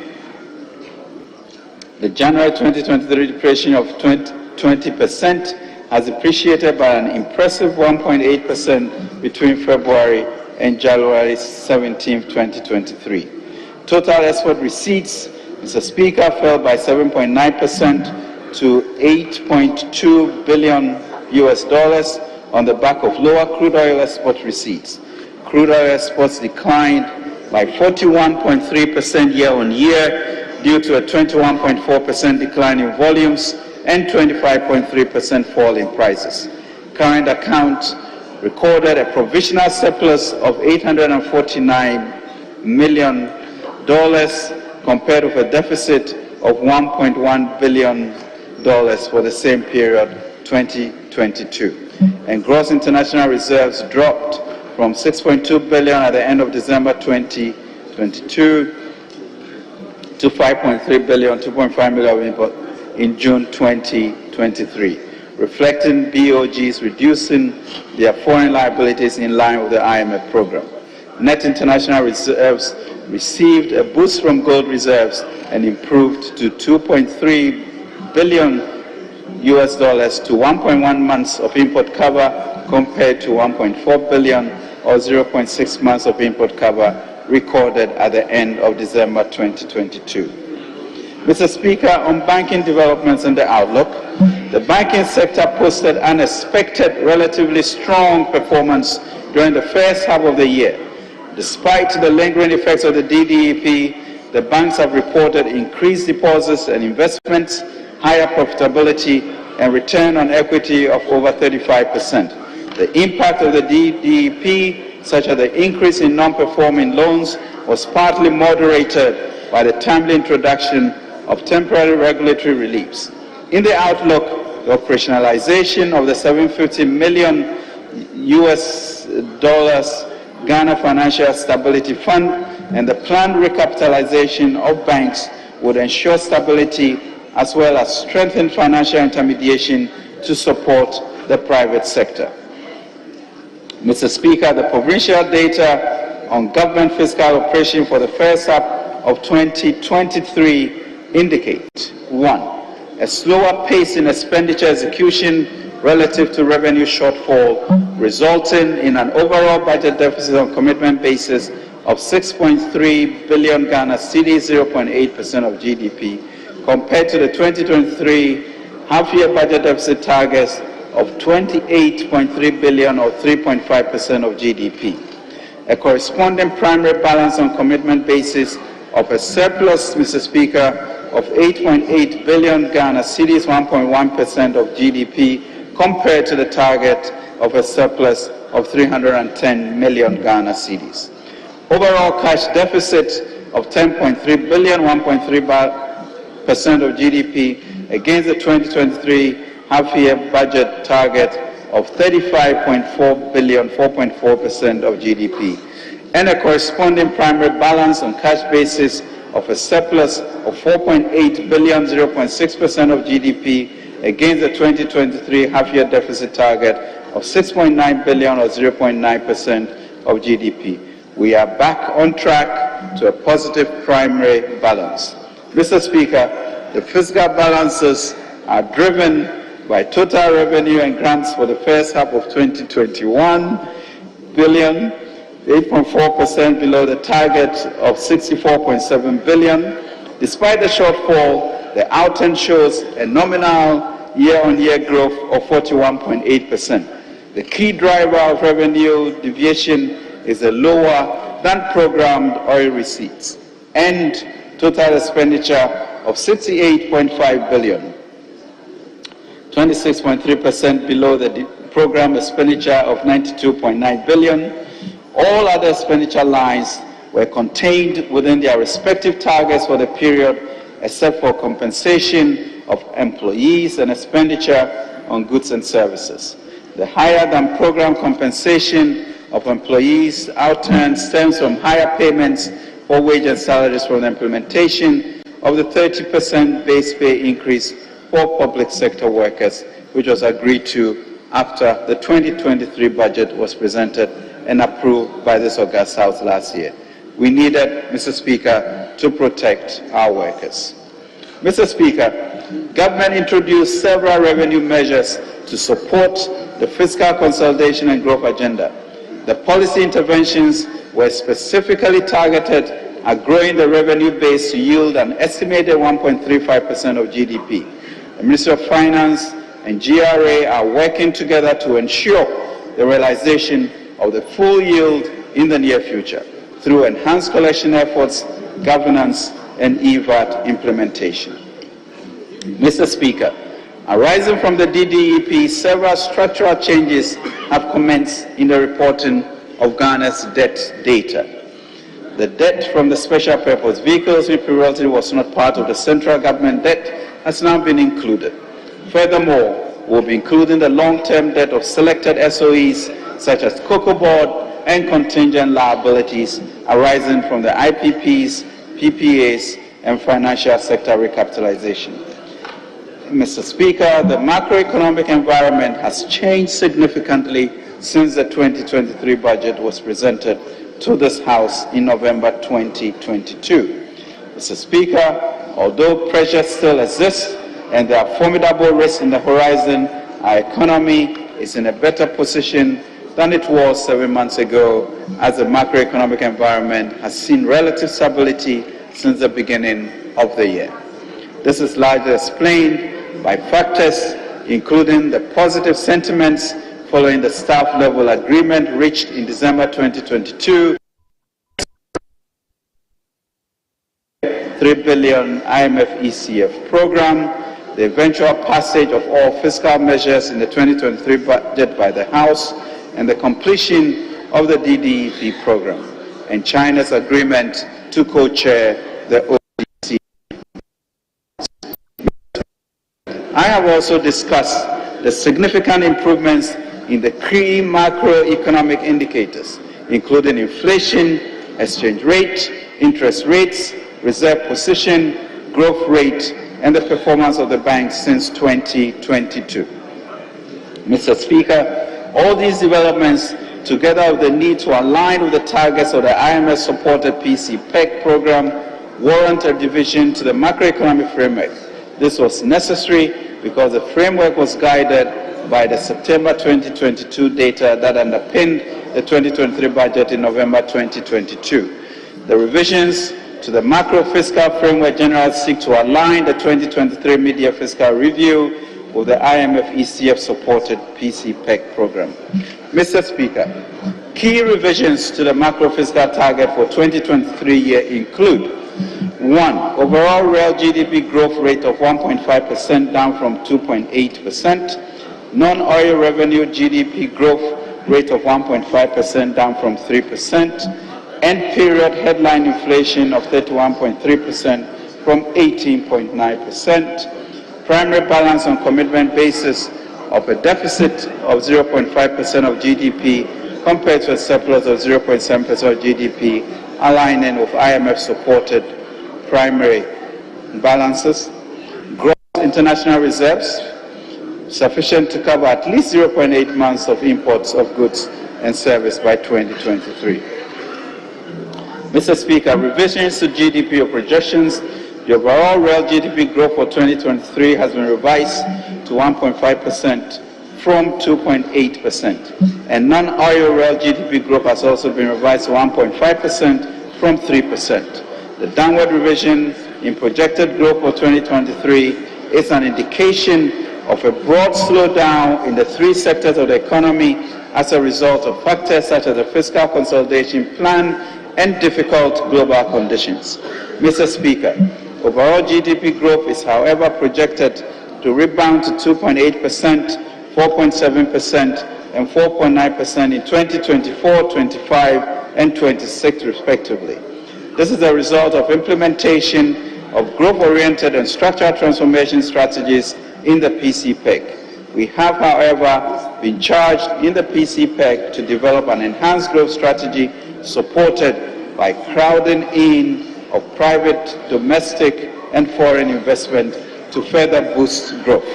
We are confident of a private sector outlook to boost growth and jobs. Mr. Speaker, the 2023 revised fiscal framework is now fully aligned with the IMF program fiscal objectives in terms of primary balance, cash and commitment, revenue path, and the trajectory of primary expenditures. The drivers of the revisions to 2023 fiscal framework includes: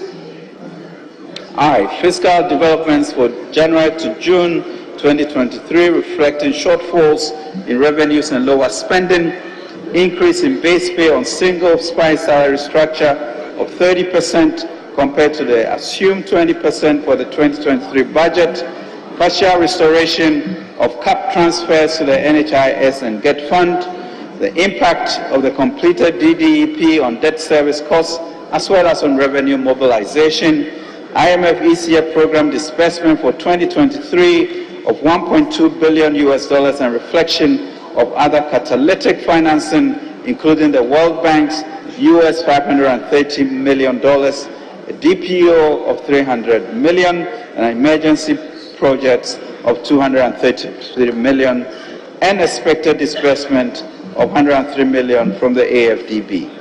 Revision in exchange rates, interest rates, crude oil prices, crude oil volumes, and GDP projections, and the need to align 2023 mid-year review to the approved IMF project-supported PCPEG.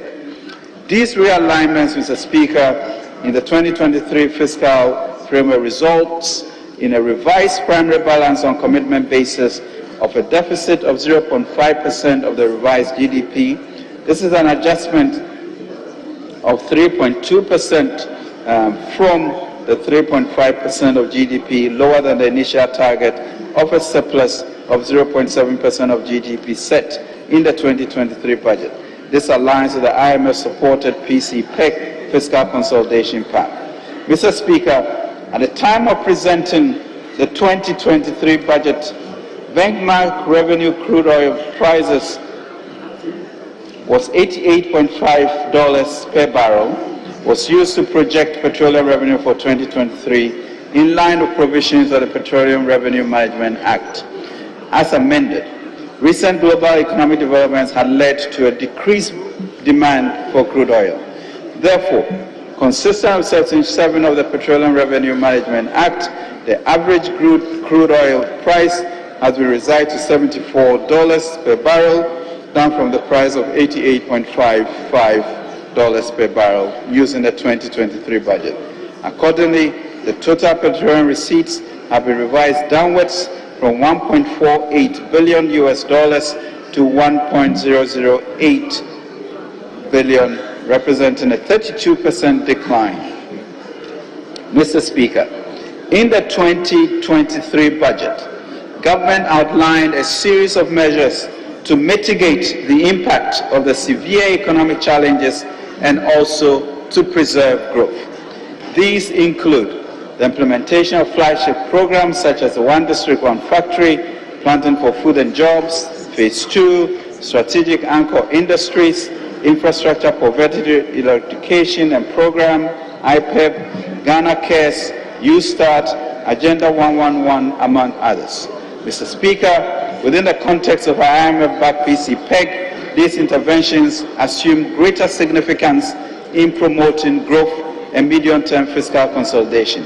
In addition, as stated earlier, we are pursuing a social protection agenda to mitigate the impact of adjustment on the vulnerable.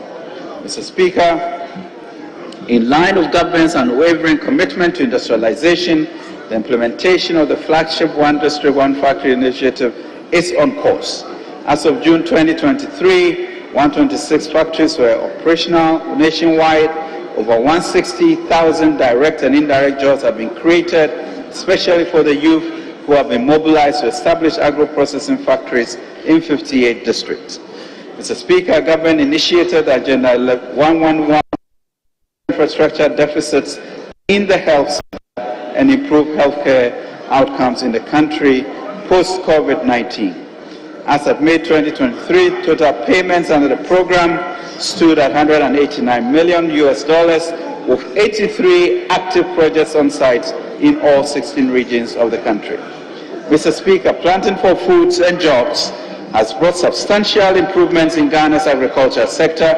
This has resulted in increased food security, employment along agricultural value chains, and accessibility of raw materials for developing industries.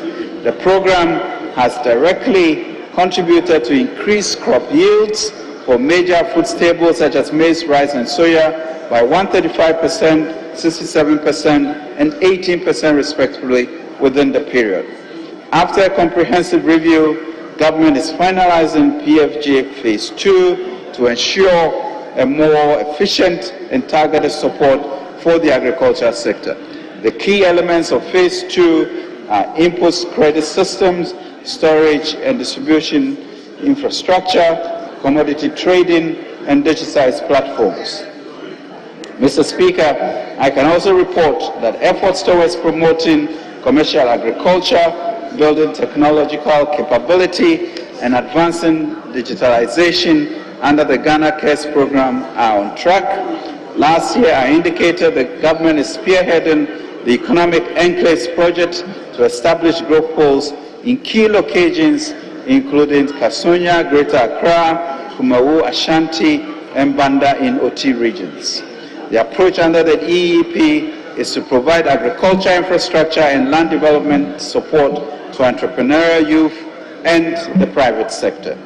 Mr. Speaker, to enhance production and value addition in the enclaves, the provision of ancillary services such as housing, training facilities, irrigation canals, farm roads, and electricity have also commenced.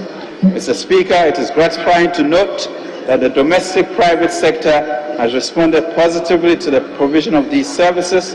About 10 medium and large-scale entrepreneurs with experience in the commercial agriculture space have applied to play diverse roles ranging from anchor farmers to machine and equipment services in the EEP site in Kasunya.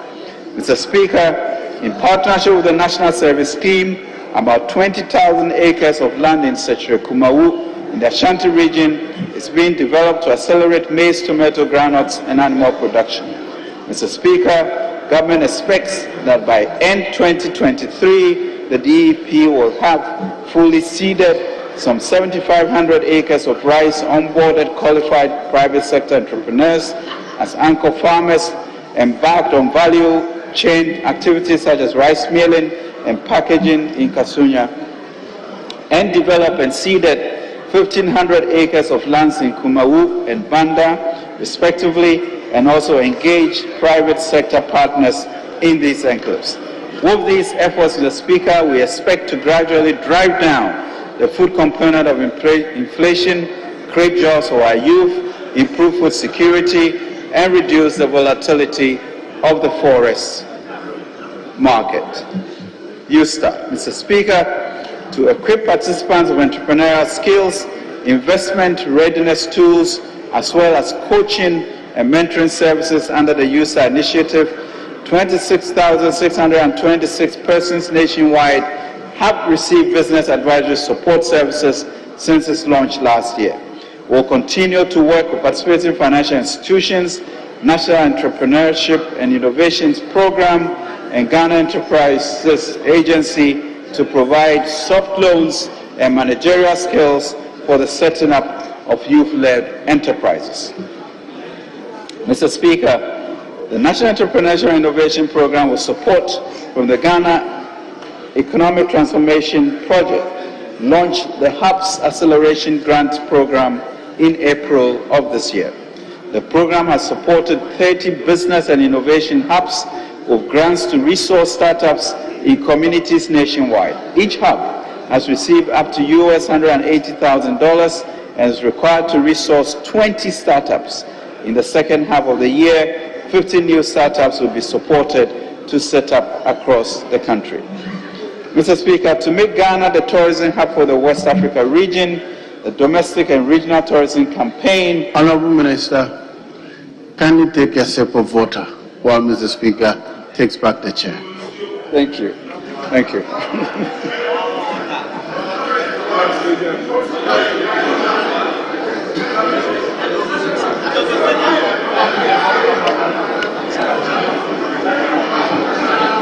Thank you, Mr. Speaker.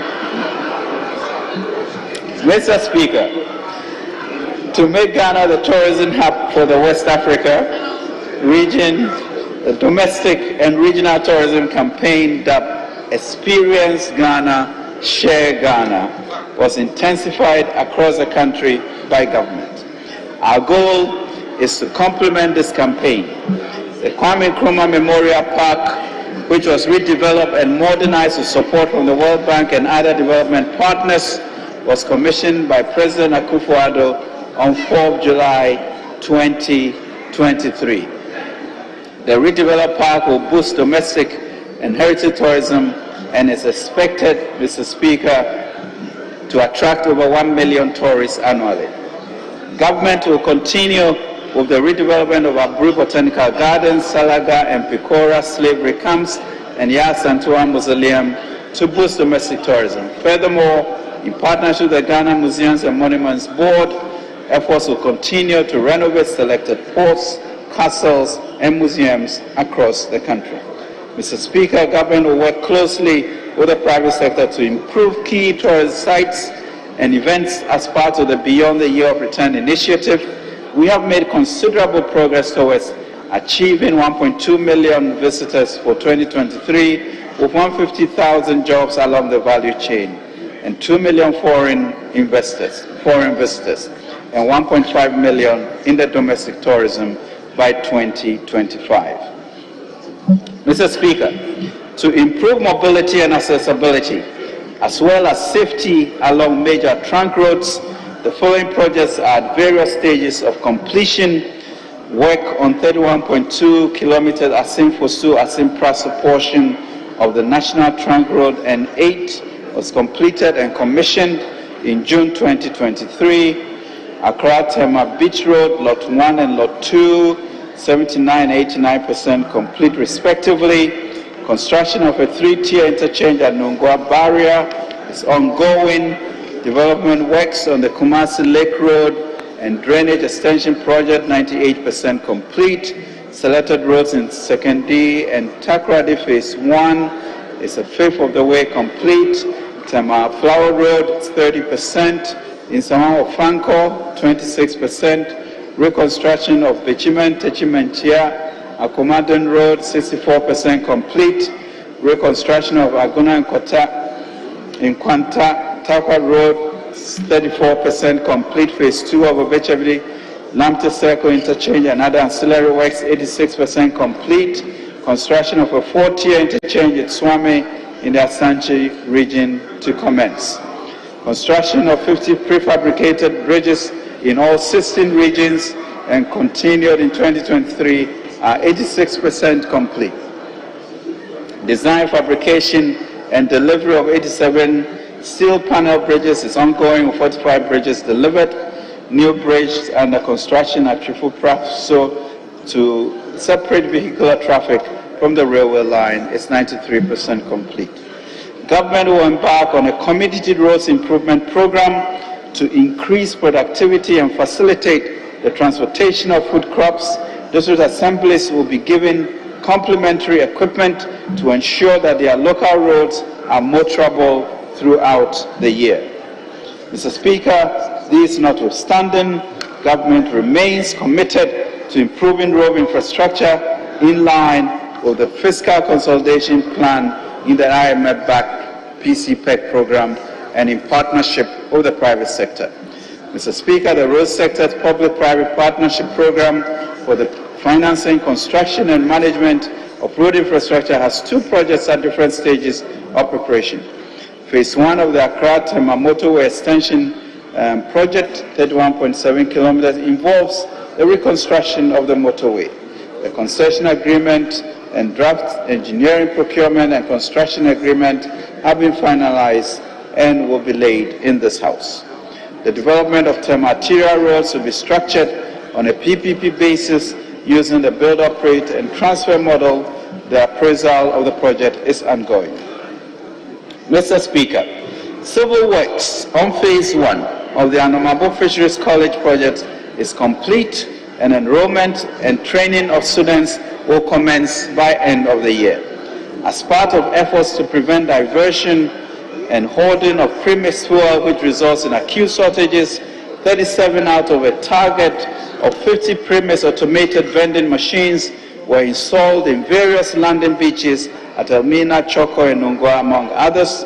Government will install the remaining 13 automated vending machines by end of the year at various landing beaches across the country.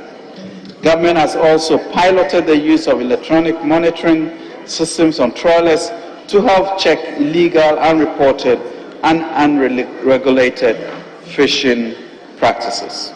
Mr. Speaker, under the Infrastructure for Poverty Eradication Program, government continues to embark on strategic investments across our communities nationwide in line with fiscal consolidation plan. Through the development authorities, approximately 340 projects have been completed and accordingly handed out to the beneficiary communities. The remaining 297 projects are at different stages of development, of completion. Mr. Speaker, as part of our efforts to take full advantage of AFCFTA, government has established an export trade house in Nairobi, Kenya, to promote made in Ghana products and services. We have also undertaken a marketing expansion expedition to Kenya of 63 Ghanaian companies to introduce them to the East African market. Government has also facilitated the issuance of AFCFTA certificates of origin to 51 Ghanaian companies and businesses covering 300 product lines, indicating eligibility to be traded under AFCFTA. Mr. Speaker, government remains committed to promoting access to competitive financing for the private sector. Over the course of the past 5 years, government has established and recapitalized critical institutions that are able to provide financial intermediation to the private sector. These institutions include GERSEL, Development Bank of Ghana, Consolidated Bank of Ghana, the Ghana Commodity Exchange, the Ghana Infrastructure Investment Fund, and the Venture Capital Trust Fund. Mr. Speaker, as the economy recovers, we need to support these critical institutions to deepen their interaction with private sector to spur growth and create more jobs. Government will place emphasis on supporting DBG capital raising to $1 billion mark in the medium term and disbursing about $1 billion Ghana cedis in loans from the current $450 million by end of the year. DBG and GERSEL to provide partial credit guarantees that will reduce risk and attract more private sector actors to expand agriculture operations. Operationalizing an equity fund in partnership with other private sector investors to augment existing capital for SMEs by DBG. And supporting GIF to execute commercially sustainable infrastructure construction solutions, including the Agenda 111 hospitals, Accra to Emma Expressway project, and affordable university hostel accommodation. Mr. Speaker, the Ghana Nuclear Power Program has made significant policy progress towards the development of Ghana's first nuclear power plant. Government has shortlisted vendor companies and countries to identify the economical and resilient nuclear power technology for Ghana as a source of clean and sustainable energy and other peaceful purposes.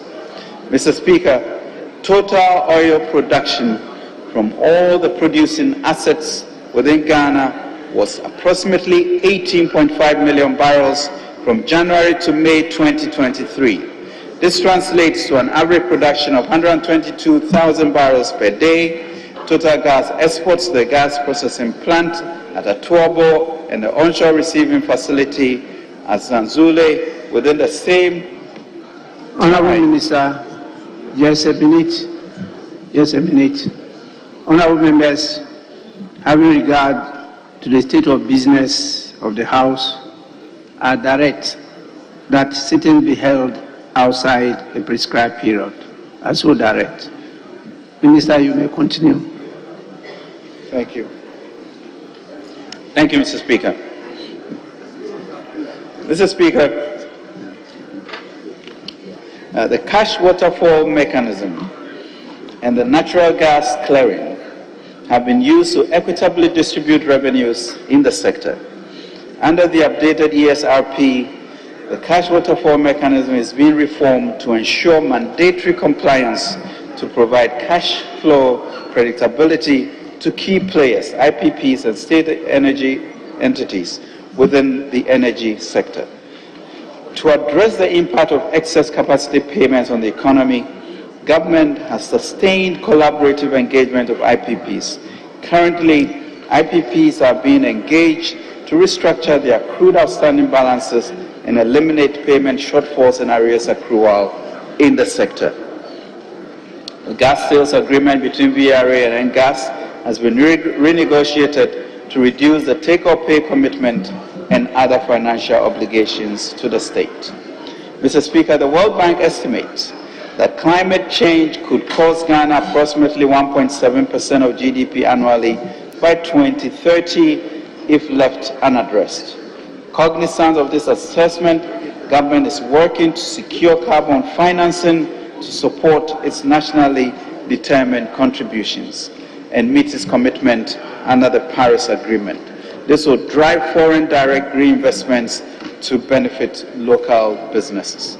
Mr. Speaker, as part of our efforts to address loss and damage from climate change, Ghana, as one of the first Pathfinder countries, launched the in-country process for Ghana's participation in the Global Shield Against Climate Risk and the Global Risk Modeling Alliance.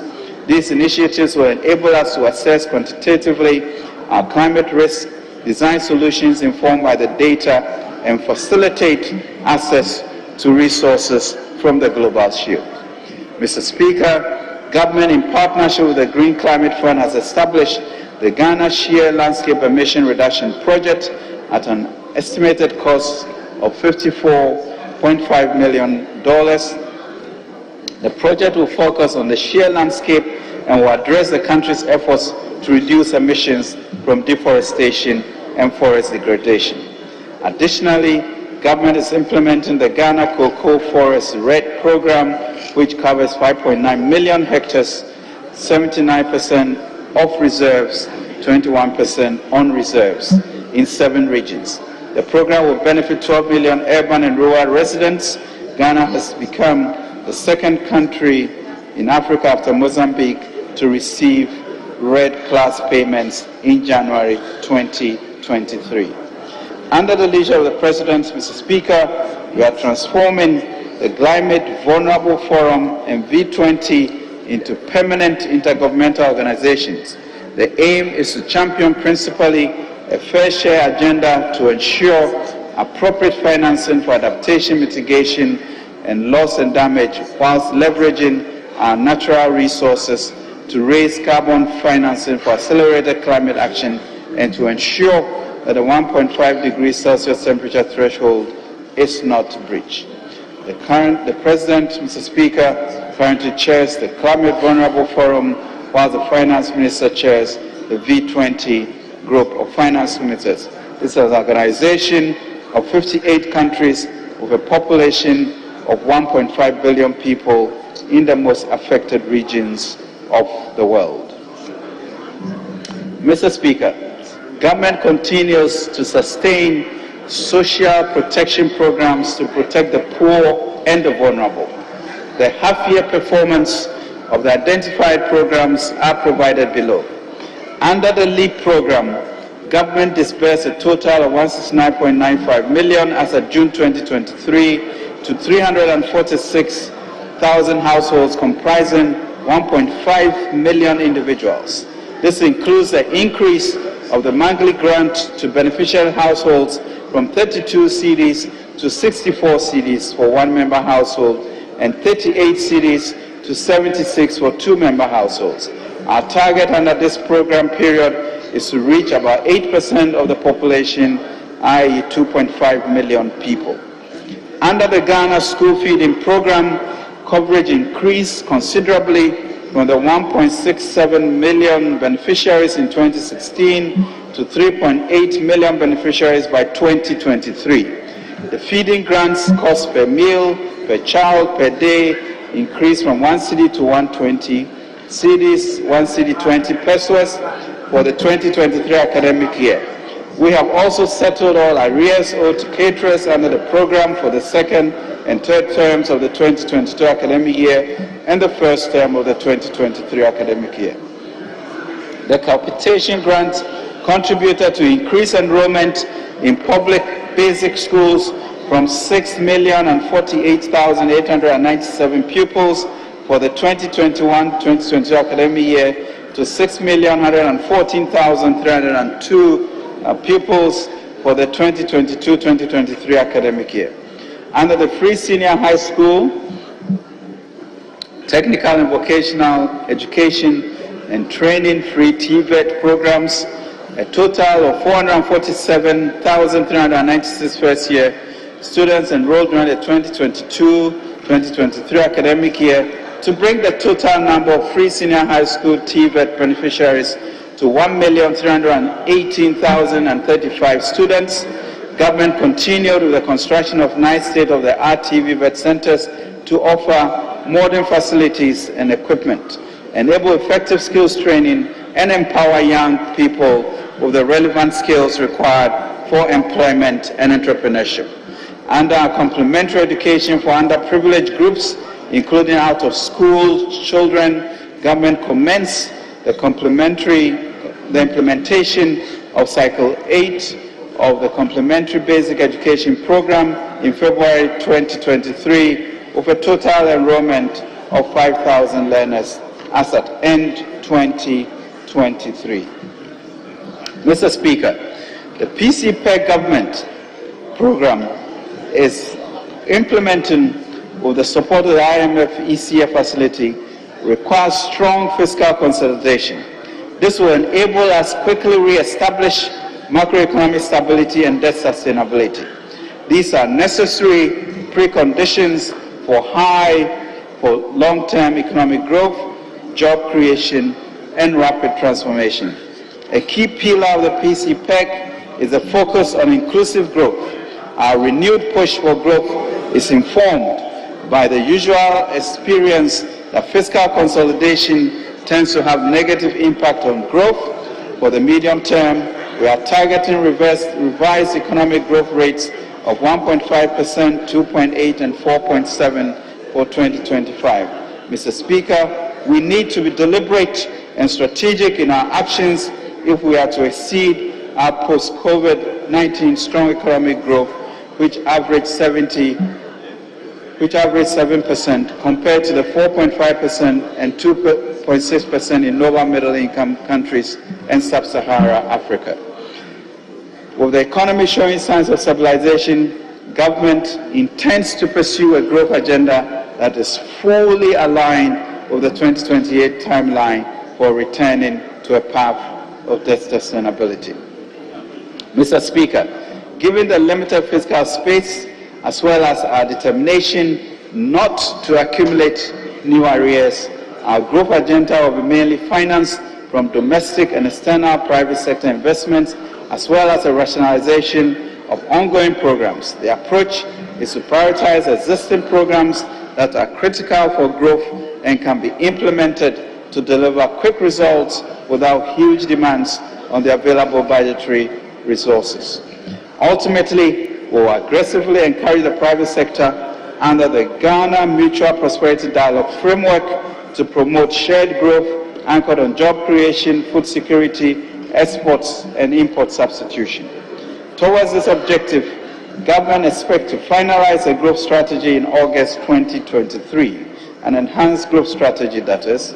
Mr. Speaker, the key elements of the enhanced growth strategy include accelerating, scaling up and aggregation in agriculture and value addition for key staples such as rice, poultry, maize, soya, and tomatoes, supporting industrial parks and economic zones that promote innovation and positive spillovers and efficiency for key sectors such as the automotive, pharmaceutical, technology, textiles, and garment industry, promoting tourism to attract international and domestic tourists to boost incomes and create jobs, deepening the digitalization of public service to promote efficiency in service delivery and protecting the public purse, expanding housing delivery programs to improve access to jobs and accommodation, and deepening financial intermediation programs to enhance inclusion and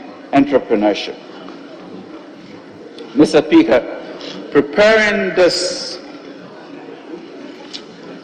2023 mid-year budget, we have held extensive engagements with Cabinet and with also diverse stakeholders, including organized labor, employer associations, AGI, Ghana Union of Traders, GUTA, Peasant Farmers Association, civil society organizations, Chamber of Mines, think tanks, African Leadership Institute for West Africa, the academia, faith-based organizations, the investor community, Council of State, National Development Planning Commission, Chief Directors, PPME, Directorates of MDAs, chief executive of all metropolitan, municipal, industrial assemblies, and many, many others.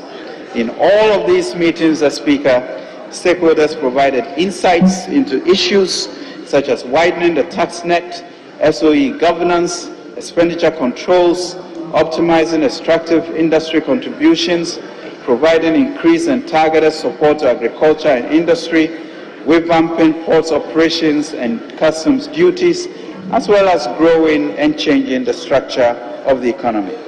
Mr. Speaker, this feedback has been illuminating and well received. The faith-based organization, for example, agreed to form a committee to educate their congregation on their responsibilities to paying taxes. We will continue to engage to find mutually acceptable solutions as we prepare the 2024 budget statement in November 2023. Mr. Speaker, our engagement with the private sector was more about how to manage the economic crisis that befell us. The result is that we are seeing today, we have indeed turned the corner. The crisis is behind us. There is greater certainty and predictability in the economy now than was the case previously. Businesses can plan better. The task ahead of us now is how to get businesses to do better. Starting from August and as part of preparations for the 2024 budget, the ministry, together with other relevant sector ministries and agencies, will be hosting a series of strategic engagements with various industries to help us tailor government interventions to their specific needs. There is a big opportunity for us as a country to rebuild our economy, to be more resilient and vibrant than before, and to have the capacity to deliver more for the masses. This is the focus of government now, and with the help of this House and the support of the nation and the guidance of the Almighty, we know we will get there. Mr. Speaker, last Friday, I had a singular privilege to be invited to participate in the joint caucus meetings of Parliament.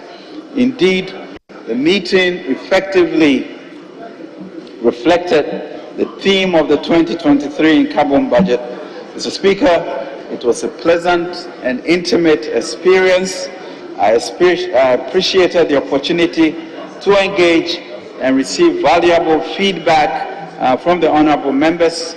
I want to thank the leadership of the House for that opportunity and the shared agency which was exhibited to transform our economy. Mr. Speaker, I'll be the first to admit that it has been an extraordinarily difficult year for our country and our citizens. Whilst most countries are still going through difficulties due to what is happening globally, our economic crisis also emanates from fundamental and systemic weaknesses that we must boldly confront. These include our low revenue to GDP ratio, our high demand and dependence on imports, including food products that can easily be produced here, our inefficient power management, lack of robust expenditure and commitment control systems, the numerous statutory funds of expenditure and economic governance, and weak SOE governance. Mr. Speaker, what I have outlined today begins a strong effort on the part of government to address these issues. Most of the structural reforms we proposed in the PCPEC, which we secured an IMF program, are geared towards addressing these fundamental issues. In the next 15 months, there will be renewed efforts to undertake the necessary reforms and implement very critical measures. Mr. Speaker, I want to once again acknowledge the sacrifice that our people have made, especially in the rollout of the DPP, and governments sincerely appreciate all these sacrifices. We are, Mr. Speaker, a resilient people, but we must be resolute if we are to get our community across the Jordan. On our part, we will ensure that we implement systems to enhance revenue collection through compliance measures to bring public finances back to a sustainable path while growing the real sector of the economy, especially agriculture. Implement the necessary structural reforms to strengthen expenditure commitment control, avoid arrears accumulation, and protect the public purse. Strengthen SOE governance, review statutory funds, and ensure improved alignment of key priorities address the energy sector challenges, and implement the accelerated community roads improvement phase 2 to expand motorability and improve roads nationwide.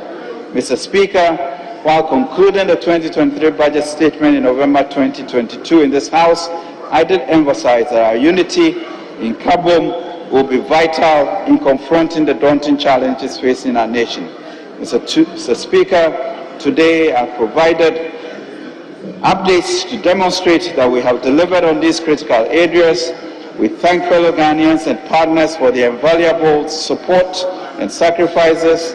Our economy is showing signs of stabilization, and we are deeply grateful for the abiding grace of God, which has been more than sufficient to enable us to turn this corner. By being hopeful, speaking the same language of productivity, growth, and working closely together, we are securing our own collective success. Mr. Speaker, the implementation of ongoing fiscal adjustment and sustained investment in our people have contributed immensely to the stabilization we are seeing in the economy. Exchange rate has stabilized, inflation has softened, and interest rates have declined since 2022, and private investments have been announced due to increased investor confidence in our economy. Ordinarily, these positive trends should ease the burden on our pockets. As a finance minister and a family man myself, I'll continue to work hard to build and sustain a favorable macroeconomic environment and remain confident that the prices of goods and services will reflect the trend for all of us, for all our families and enterprises to enjoy. Mr. Speaker, we must all work together. Regulators, market federations, unions, individuals, and play our part to ensure consumers are treated fairly to complete the turnaround. This mid-year fiscal policy review has outlined a strategy for realigning our program to sustain our progress to stability. We have not asked, Mr. Speaker, for additional funding. We have not asked for new tax measures. We have committed to stay within appropriation and be even more efficient in mobilizing resources and managing expenditure. Mr. Speaker, we have indicated that we are focused on structural reforms to address systemic weaknesses and strengthen resilience in key areas, including revenue mobilization, expenditure management, commitment control, and arrears clearance, our debt management, financial stability, as well as energy and cocoa sector SOE reformation. Rejuvenating the growth agenda of a prioritized growth strategy which emphasizes private sector-led investment in areas such as agriculture, local manufacturing, tourism, and digital transformation. The phase 2 of the Food for Jobs program, aquaculture, UStart, Economic Enclaves Project, 1D, 1F, and Tech Hubs will be integral to this growth strategy. We will strengthen the ecosystem of financial services to enhance the catalytic role of Development Bank of Ghana, CBG, GCX, GESEL, Ghana SM, GIF, and Venture Capital Trust Fund. Launching the Mutual Prosperity Dialogue Framework to enhance the ease of doing business and crowd in significant private sector, domestic and foreign investment, first from existing companies and also a global search for new entrants. And also, Mr. Speaker, safeguarding social protection for the vulnerable. Mr. Speaker, intermediate results from our collective efforts and our resources, especially our people, indicate that we will indeed succeed. Beyond these current challenges, our economic prospects remain bright, but we must adapt quickly and address unexpected challenges ahead in order to rebuild our resilience. Mr. Speaker, as I conclude, I'd like to bring attention to several critical imperatives that require our immediate and collective action. The energy sector, especially IPP power payments, remain a critical challenge. We must support the ECG to significantly improve its collection to reduce the burden the sector imposes on public finances. I'm pleased, Mr. Speaker, to announce that we have an updated energy sector recovery plan and we must all support its implementation to bring the sector towards a sustainable path. Mr. Speaker, expenditure control has become more important to ensure that revenue shocks are efficiently managed, even as we address the systemic challenges through technology and capacity development. Government will work with state institutions to improve the sanctions outlined in the PFM Act, especially regarding off-budget commitments by MDAs. Improving non-oil domestic revenue collection cannot be overemphasized. In this vein, it is important to support the GRA to enhance collection and operationalize measures to strengthen revenue administration effort. To achieve ambitious non-oil revenue target in the PCPEC of 20% revenue to GDP, enhanced commitment is required. And completing the domestic debt operation is essential to restore debt sustainability and move forward our engagement with external creditors. Mr. Speaker, this mid-year review offers us an even better opportunity to jointly work towards entrenching stability for our economy. We must seize it, Mr. Speaker. We must claim now a successful first review of the fund in September. Let us continue, Mr. Speaker, to believe in the Ghana we own. Let us have the courage to be proud about what we can and have achieved. Let us be and think positively. Let us act patriotic and stand firm. With hard work, integrity, fraternity, and mutual respect, we will stabilize and transform our economy as well as build a righteous nation, one of peace, prosperity, and freedom today and into the future. As 1 Peter 1:10 exhorts us, let us use whatever gifts we have received to serve Ghana. As faithful stewards of God's grace, let us indeed be perfectly united in mind and thought and build this great republic as in Philippians 4:8.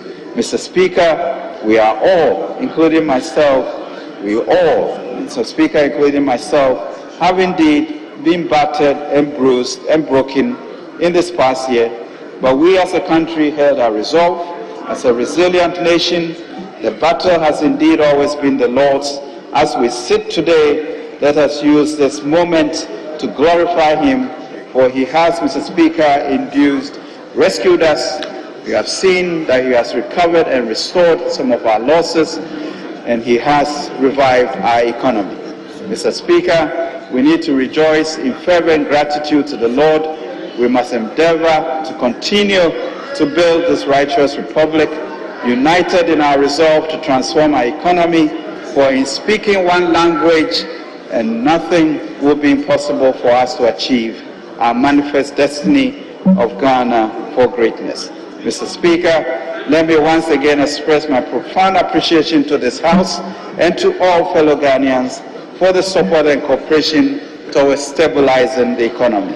Let me assure you that the nation, under the steady hands of President Akufo-Addo, will pilot this ship of state, safety and growth. Right Honorable Speaker, thank you for the opportunity to present the mid-year fiscal review statement to this House, and I beg indeed to submit. May God continue to bless our homeland Ghana, make her great and strong. In Kunim Yeyenya Dia. Victory is ours for all of us together indeed. God bless our homeland Ghana and make it great and strong. Thank you, Mr. Speaker. I so submit.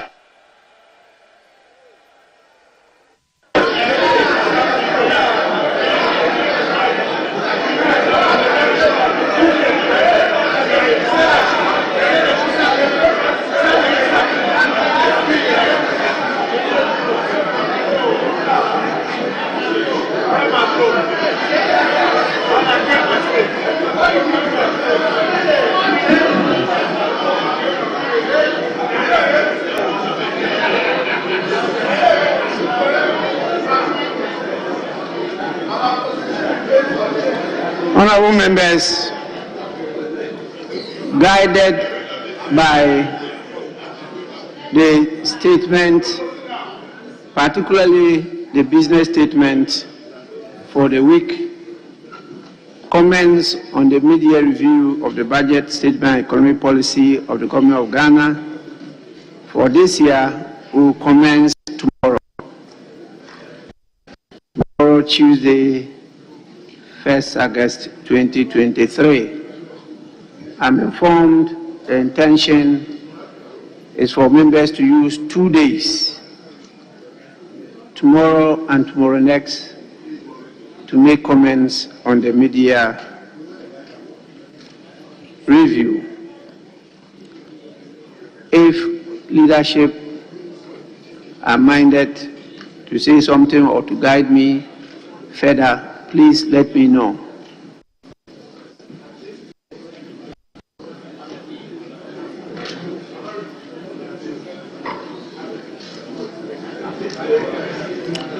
Yes, Minority Leader. Mr. Speaker, thank you very much for the opportunity to guide you, Mr. Speaker. Mr. Speaker, we have listened to our Minister responsible for finance. Mr. Speaker, I listened to him attentively, and I've also had the opportunity to review the papers, the document that he gave to us. Mr. Speaker, he said that the performance so far shows that we have turned the corner. Unfortunately, Mr. Speaker, the evidence and the numbers before us shows that he has rather deepened our woes. Mr. Speaker, I say this because he has said to us today that he is revising economic growth from 2.8% of GDP to 1.5% of GDP. Mr. Speaker, again, he said to us here and now that he has borrowed 5.5 billion Ghana cedis from January to June from the T-bill market.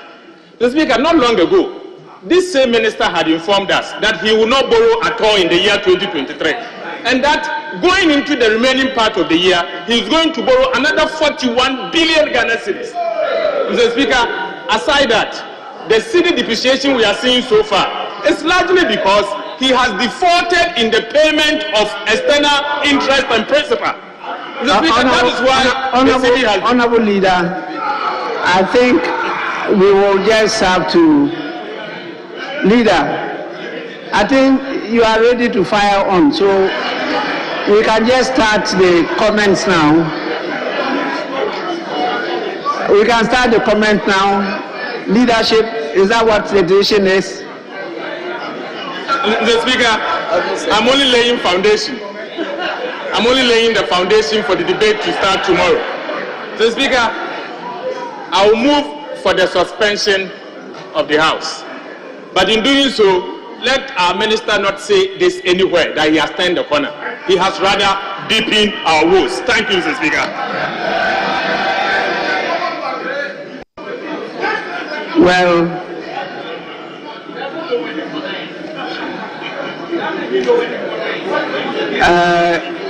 I take it that the motion has been moved. Any seconder?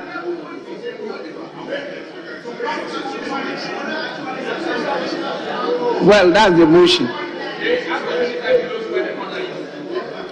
I want to listen to leadership before I come to the minister. Minister, let me listen to Majority Leader. Yes. The minister needed to table the presentation. That is what he just did. I can't hear you. I'm saying, after the presentation, the minister needed to table what presentation that he had done to the House, and which is what he just did. Mr. Speaker, he needed to do what? Table the paper. Table the statement. The statement that he delivered after the event. He needed to leave the House with a copy. So he needed to lay it, which is what he just did. That's the point. The Speaker, I guess you educate. Now you are introducing complications. if you are going to lay, is laying it as a paper, as what? Because it's a statement. And he did state that it was a statement in the terms of the Public Financial Management Act. Now, in that situation, do we lay it? Do we table it? If you lay it and you table it, what are the implications? Well, usually statements, we don't lay statements, we don't table them.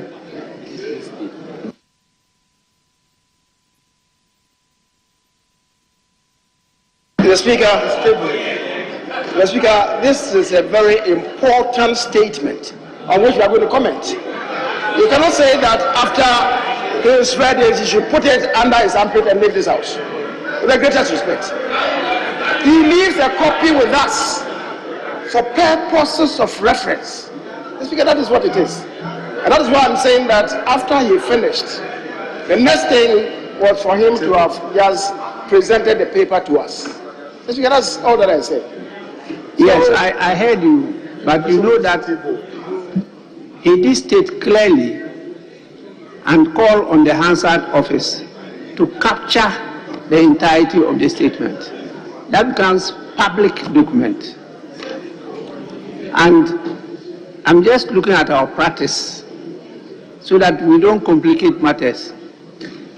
Yes, I see you itching to say something. Yes, Mr. Speaker. Mr. Speaker, even though in the beginning he called on the Hansard office to capture it, where did they go for the records to capture? If he doesn't lay it, there's really no basis for what they are going to capture. Because if you read a copy which some leaders got, it is obvious that he skipped some details.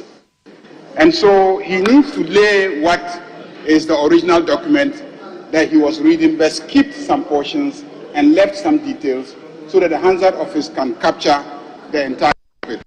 So I do believe that even though it is a statement, that in this instance, he should actually lay the entire document so that it will be part of the records. I understand the import of that. I'm looking at our practice and procedure. That's what I'm looking at. If it comes under Order 70, it's clear. If it is under Order 74, 75, then we know what to do. You know, those things are stated there. So I don't want people to leave here a bit confused about what next to be done.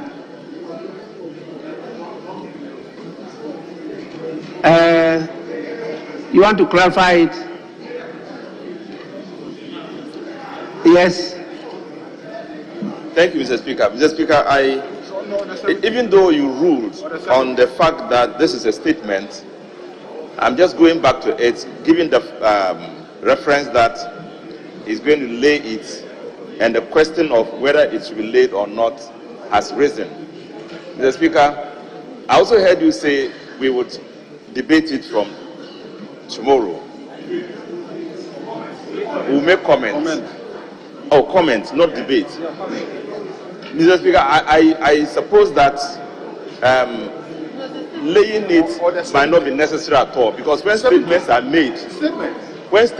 made, and we make comments, I have not seen one statement being made and then it's laid. It is a statement is made and then we comment on it. Nobody lays a statement. That's my thinking. Well, yes, there's deficiency, but we will correct it. Yes. Mr. Speaker, this is a statement and government policy. I thought my honorable colleague and friend, who's been in this house for quite a while, will rather lead us onto the path of righteousness. Mr. Speaker, whenever reviews are made which do not include supplementary budgets, they are laid on the table for us. The Speaker, as my colleague from Koku Central has indicated, it is not possible with such documents to read the entirety of the document. Certainly you may skip some. And if you don't even leave it, assume you even read everything, the Hansard department may not be able to capture everything. For purposes of doubly checking, assume you even read everything, it's important that we have a copy with us to serve as a benchmark. So, Mr. Speaker, I don't see why we should be litigating this matter. It's by convention and practice. That is what we've been doing, with the greater respect. But having said so, Mr. Speaker, you asked for an indication. And my colleague, the minority leader, who at the very outset was indulging the finance minister to move a motion outside what is required to be done by the minister, now wants to begin his own debate. Again, outside the arrangement that we have made in this house.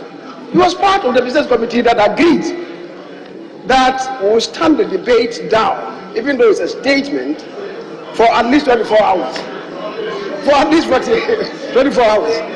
And he's trying to construct a very wobbly foundation. We'll not go into that. Mr. Speaker, the indication to you, as you sought, is that we take a suspension for now. And as we agreed last Friday, maybe for about 30 minutes, and come back to continue with the business of the day. Mr. Speaker, so if he moved a motion, I'm not too sure that he moved a motion because the time is past 2 o'clock. So we just wanted an indication from us. So I want to support the indication that eventually he gave, even though he was on the wrong course at the very outset. Mr. Speaker, the second stage of his submission is what I'm supporting. You take a suspension for 30 minutes and come back. Mr. Speaker, I thank you very much.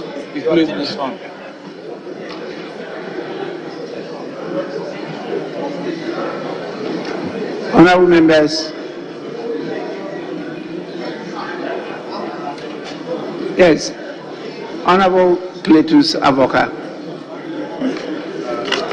Mr. Speaker, thank you for giving me the opportunity. Mr. Speaker, I think that we should distinguish between the statement that members make on the floor of this House and this mid-year fiscal policy review statement.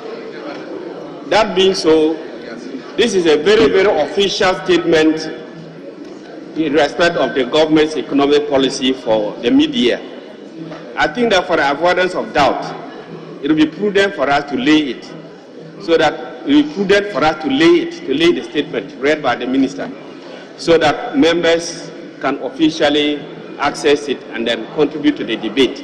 I would prefer that than, not today, I'm not saying today, yes, but I'm raising the issue, I'm contributing to the issue of whether it should be late or not, and not the other way. So I will prevail upon you, Mr. Speaker, to lay the document, and then it will be assessed by this House so that we can do the debate, rather than treat it like any other ordinary statement that are passed through this House. Thank you. Honorable member, a very senior member of this House, you are aware that mid-year reviews used to be moved as motions and debated. That used to be the practice. They used to be moved as motions and debated by the House. 2016, you passed a new law, Public Financial Management Act, which changed the practice, and they are now presented as statements. Now, if you present it as a statement, it comes under Order 72. If you want to lay it, then you have to present it as a paper, and that comes under Order 75. So the procedures are different, and procedure for laying is that sufficient copies shall be submitted to the office of the clerk. On receipt of sufficient copies, the clerk will indicate that it be captured on the order paper. This is what is stated there. And it will have to be laid as papers for presentation, that is at the commencement of public business. But this one came under private business, which is what? Members, including ministers, statements, and that is under Order 72. That is why I said you need to clarify the situation. We are masters of our own rules, and so we are not bound to follow what we have. But definitely there should be some clarity. We should state a good precedent set, and then we can follow it tomorrow. Not to keep on changing whatever we do on this floor. That is why I raise it. Now, the sense of the House is that because of the importance attached to the statement, it should be laid and copies made available to all members, including the office of the journal. And so I direct that the Minister for Finance should lay the paper, and then copies will be made available to all members, including the office of the journals. So, Honorable Minister for Finance, we take it that you have accordingly laid the statement, and copies will be made available to all members. Now, the motion was moved for us to suspend sitting and then come back. So before we do that, I want to, on behalf of all members, thank the Minister for coming to the House, appearing before us, and presenting the media review for the budget and economic policy of government for the 2023 financial year. I should suspend sitting for how long? Mr. Speaker, I propose 30 minutes. 30 minutes. Actually, the motion was for suspension. He didn't move for adjournment. He moved for suspension. You mentioned adjournment. Yes. Mr. Speaker, the agreement was for us to suspend for 30 minutes and for members to be able to ask the ministers some questions that have already been advertised. So we suspend for 30 minutes. Only 30 minutes, and then we'll come back. No, members have questions. Ministers. Yes. Sitting is accordingly suspended for 30 minutes. We want all of you to be back here within 30 minutes for other matters to be considered. There's extended sitting today. We did direct last week that there will be extended sitting from today, and provision for everything is made available. Everything, yes. Honorable members, the House and sitting is accordingly suspended.